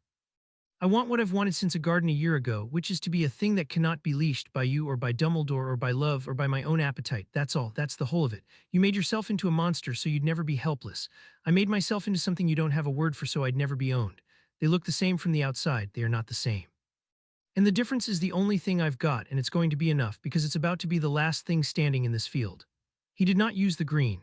He had promised himself in a coffin-sized room that he would never answer the small, unloved child in the orphanage with the child's own weapon, and he kept the promise at the very end when it would have been so easy to break it. He used the field instead, the leaning weight of a world that had decided for one night to belong to Harry Potter, and he let it close gently, completely, the way you shut a door on a room you're done with, and Lord Voldemort, who had torn his soul into 7 pieces so that he would never have to walk through that door, walked through it at last with nothing left to anchor him on the other side, and the field took him. And the blue light stood a moment longer over the place where the greatest dark wizard of the age had been, and then it too folded away, and the July dark came back, and the stars, and the ordinary summer silence of a ruined garden with the grass beginning already to stand back up. One of the folded-up figures in the grass rose while the others lay still, because Harry had let it rise, because he had recognized it among the 12 the moment they came through the wall and had wrapped it in the field more gently than the rest. Severus Snape got to his feet in the blue fading dark, black robe streaked with mud, his wand still in his hand and lowered, and he looked at the emptied corpse of the snake and at the flattened place where the Dark Lord had been, and something went out of him that he had carried so long he had stopped feeling its weight, the way a man stops feeling a chain he was born wearing until the hour it falls off. "You came with him," Harry said. "I came with him." Snape's voice was flat and strange. "As I have gone everywhere with him for 16 years at the side of one master while reporting to another, a man made entirely of other men's errands." His black eyes came up. "You told me in a doorway that you had made my choice a real one. I did not believe you. I have not had a real choice since I was a young fool who told a prophecy to a monster and got the only person I ever loved murdered for it. I did not think the machinery of me could still do it." He looked at his own lowered wand as though it belonged to a stranger. "When he ordered us to swarm you tonight, I found that I simply did not move. Not out of loyalty to you, Potter. I owe you nothing and I like you less. But there was no master in the field I was afraid of, and a man who is afraid of no one discovers, standing in the grass, that he can decline. I declined. I stood still and let you finish it, and I find I do not regret it, and I have not been able to say those words about a single act of my life until this one." Harry looked at the hinge of the whole war, the double agent who had swung at the very end on nothing but the freedom Harry had handed him in a dark doorway, and he understood that Phineas had been right, that the most dangerous asset in Britain had been bought with the truth and a walk away, and that it had cost Harry nothing and had just quietly kept a living Death Eater from standing at the Order's back when they arrived. "Go, Severus," Harry said. "Both your masters are dead or dying in this field. You've got the one thing neither of them ever let you have, which is a life with no one's errand in it. I'd tell you to do something worthwhile with it, but that's an errand too, so I won't. Just go and be no one's the way I'm no one's. It's the only freedom there is." He paused. "And thank you for declining. You didn't have to, and you're right that you owe me nothing, and that is exactly why it counts." Snape looked at him a moment longer, and then he inclined his head 1 bitter degree and disapparated out of the field with a sound like a held breath released. gone to a life that was, at last, entirely and only his own, and Harry never saw him again, and thought of him afterward more kindly than he thought of almost anyone, because Severus Snape was the one person in the whole of the war who had been handed a free choice and spent it, against all his own history. On the harder and the better thing, it was over. The war Albus Dumbledore had been dying to win ended in a field at the hands of the one he had thrown away, without a prophecy, without a sacrifice, without a single soul but Harry ever knowing how close it had run or how it had truly been done. And that was when the Order of the Phoenix arrived, too late, as they had always been too late, to find the war already finished and the finisher standing alone in the blue-lit dark among the folded-up bodies of Death Eaters who would live over the emptied corpse of a snake in the exact spot where they had once knelt to bind him. They came through the broken garden wall with their wands lit, and they stopped all of them when they saw Kingsley. Moody, his eyes spinning wildly across a field that made no sense to a lifetime of reading violence. No bodies where there should be bodies, no victor where there should be a victor, only a young man standing quiet in a ruin that hummed faintly still, with a power that raised the hair on the arms of every wizard who came near it. Lupin, gray, and stricken. And behind them, moving slowly, leaning on a staff he had never before needed, his blackened hand hanging dead at his side and his face the color of the July dark, Albus Dumbledore, who had insisted on coming to the end of his war and had spent nearly the last of himself to reach a field that no longer needed him. Hermione was not there. Harry had told her to live, and she had listened. Molly was not there, nor the young ones. A stranger's warning had kept them home. Ron was not there, and Harry marked the absence and understood it and let it be its own answer. A man who could not look at himself had chosen, in the end, not to come and watch himself be right about the ruin he had helped to make. Only the ones who had held authority in that kitchen a year ago had come to the field where they had used it, and that was correct, that was the circle closing, that was the reckoning arriving exactly as arranged. Harry, Dumbledore said, and his voice barely carried. He looked at the field, at the emptied snake, at the folded bodies, and he understood all of it at once as he understood everything too well and too late. You have done it, the last of him, you have ended it. Something moved in the ruin of his face. I spent my life preparing to spend yours to reach this exact moment, and you reached it without me and left everyone alive who did not have to die, and I find I do not have the words. I have always had the words, I do not have them now. I know, Harry said. He crossed the flattened grass toward the old man, unhurried, and the Order tensed, and he did not so much as look at them, because they had stopped being able to do anything to him a year ago in this garden and had only just noticed. He stopped a pace from Dumbledore, close enough to see the gray lips and the dying eyes, and the power still hummed faintly around him, and Dumbledore stood in it and did not flinch, because he had made his peace with what was coming and had come to the field precisely to receive it. You wanted to be here at the end, so did I, because there's one thing left to close, Albus, and it isn't the war. He looked at the dying man who had bound his magic and called it love. You're going to die tonight. The curse, not me, and I could stand here and let you go believing you failed, believing the one you threw away won your war to spite you. But that would be a lie, and I've spent a year not lying, and I'm not going to start at your deathbed to make myself feel powerful. He drew a breath.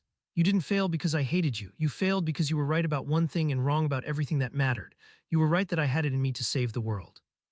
You were wrong that the only way I could do it was to die. And I need you to carry that through whatever door you're about to walk through, not as a curse and not as a comfort, just as the true accounting you never once gave me. I was always enough to win. You just could never believe I was enough to live. Albus Dumbledore looked at him for a long moment in the blue humming dark, with the Order of the Phoenix frozen behind him and the war finished at their feet, and then the oldest and cleverest wizard of the age did the last thing left that was in his power to do, and it was the thing he had never once managed in 16 years, and it was very simple, and it cost him everything he had left. You are right, Dumbledore said, about all of it. I could never believe you were enough to live, and so I taught a magnificent child that he was only worth his death, and I called it wisdom, and it was fear, and I am sorry, Harry, not the sorry that asks to be forgiven, the other kind, the kind that only tells the truth because the truth is owed. His good hand rose, shaking, and for a moment Harry thought he meant to reach for him, and then it fell because even now the old man would not presume. There. I have said a true thing to your face, and it is the first free thing I have done in a very long time, and I find your friend Snape was right that a man will spend the last of himself on the first free thing. Thank you for the chance to do it. I did not deserve it, which is rather the point of a gift. And Albus Dumbledore's knees gave, and Harry caught him, because there was no one else close enough, and because a sliver of the child who had loved this man was still alive in the cold, and Harry had promised not to be in a hurry to lose it. And he lowered the old man to the flattened grass of the garden of the Severing as gently as if he were still 11, and this were still the man he trusted more than his own life. The Order came forward in a rush then, Moody and Kingsley and Lupin, and Harry let them and stood and stepped back and watched the greatest wizard of the age die in the arms of the people who had followed him. In a field where the war had ended by a hand none of them would ever fully understand, and he did not weep, and he did not gloat, and he did the one thing that was left to him, which was to witness it completely without looking away. He stood over the body of Albus Dumbledore a moment after the others had gathered around it, and he let himself feel, for the length of one breath, the whole of what he had lost in that man across 16 years, the warmth that had been real even when it was a leash, the belief in him that had been real even when it was a plan, the love that had been real even when it came stitched to a death sentence. It had all been real. That was the thing the year had taught him that the histories would never record, the thing he would carry out of the field with him. The betrayal had not been a lie wearing the mask of love. It had been love, genuine love, that had simply decided it was allowed to spend the thing it loved, and that was worse than any lie, and it was also in the end survivable because Harry had survived it, and had come out the far side of it into a self that no one had given him and no one could take. He owed the dead man that much of an accounting, and he gave it silently once, and then he closed the book on it gently as he closed the door of his power, and he did not open it again. When it was done, when the old man's dying eyes had gone still and fixed on a sky full of ordinary summer stars, Harry looked up at the survivors, at the Order of the Phoenix that had thrown him into the dark a year before, and they looked back at the thing the dark had made. And there was no need to say most of it, because the field said it for him, the finished war, the living enemies, the dead general, the power still humming in the grass. All of it arranged by the one they had decided was a broken thing best boxed and forgotten. Moody was the one who spoke, because Moody had spent 40 years being the man who said the hard thing when no one else would, and he was not going to stop at the end of everything. He stood over the body of the general he had followed and looked at the young man across the field, and his magical eye had gone still at last, fixed, unblinking. In the kitchen, Moody said, and his ruined voice was not steady, I said I didn't like commanding a war where I didn't know what my own people were. You heard that somehow. You always heard everything. He drew a breath. I was right not to know what you were, but I was wrong about what that meant we should do, and I've been an Auror long enough to tell the difference between a threat and a reckoning, and I know which one is standing in this field, and I know we earned it. So I'll ask you plain, because plain is all I've got left. What happens now to us, to the ones who did it?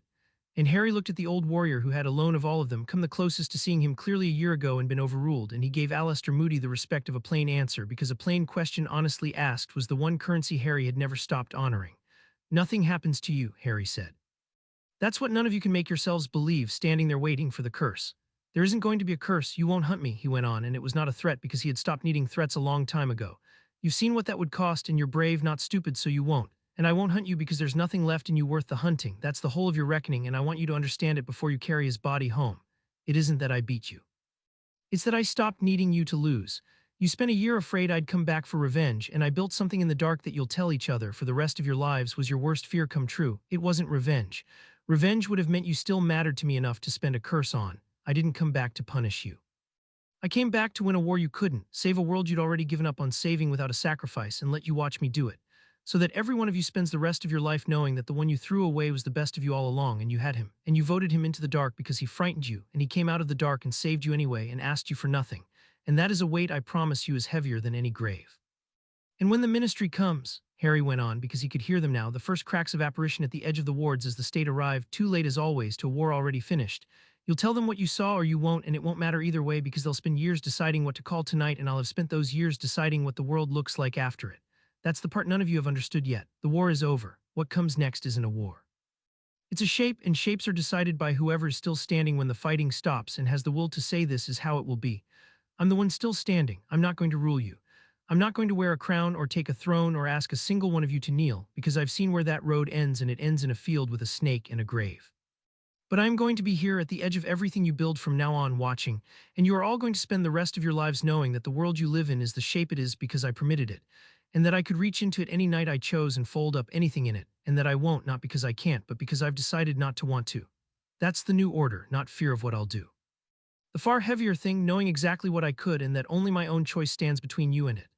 He looked at Remus Lupin last, because Lupin was the one who had driven the car, and Lupin met his eyes now, finally, a year too late, and Harry let him. Bury him well, Harry said gentler. He earned that much at the end, and Remus, the offer I made you in a cottage still stands. You get to live knowing, all of you do, it's the education he gave me. I found it made me into something the whole world will remember. I hope it does half as much for you. Remus Lupin looked at him across the dead general and the finished war, and whatever he had spent a year building himself up to say, apology or plea or the invocation of a dead friend's name, none of it came because there was nothing in the whole language that answered a thing like this. What came instead was the smallest and truest gesture the man had left in him. He nodded once, the way you acknowledge a debt you know you will spend the rest of your life failing to pay, and he did not reach out, and he did not ask to be forgiven, and Harry understood that Lupin had at the very end finally learned the one thing Harry had asked of him at a curb a year ago, which was to stop making his failures into a performance of his own suffering and simply carry them in silence as the price of what he had done. It was not enough. Nothing would be enough. But it was the right shape at last, and Harry gave him a fraction of a nod in return, which was more than he gave anyone else in the field, because Lupin was the only one who had asked him a hard question honestly once at a gate, and had been too afraid to answer it. And a man who learns to carry his failures in silence has done the one thing that keeps the failure from becoming the whole of him. Then Harry Potter turned his back on the Order of the Phoenix, on the body of Albus Dumbledore, on the field where he had been severed and had returned to close the circle. And he walked out through the broken garden wall into the July dark, unhurried, alone, and none of them moved to stop him because there was nothing on this earth that could, and they had spent a year learning it one terrible piece at a time.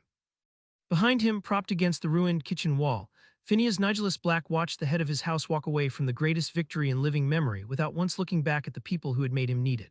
And the oldest portrait in the family, who had seen murderers and madmen and one or two genuine monsters come out of the House of Black across 200 years, inclined his painted head a full degree, and more, and said to no one to the field. To the long habit of a family that had never once in its history produced a thing worth being proud of until now, there he goes, not a monster, not a saint, a man who decided in the open and won and did not lie to himself about the cost. He settled back into his frame as the young man's dark shape reached the far wall and passed through it and was gone into the summer night, free, formidable, entirely his own, no one's weapon and no one's boy and no one's sacrifice, the reckoning they had never seen coming and would never now stop seeing. I do hope someone remembers to come and collect my portrait. I should very much like to see what he does next. The wind moved through the wild grass of the garden and stood the last of it back up, and erased the flattened path where a war had ended, and over the ruined safe house the ordinary summer stars turned, indifferent above a world that a boy left in the dark had reached up and quietly, completely taken for his own.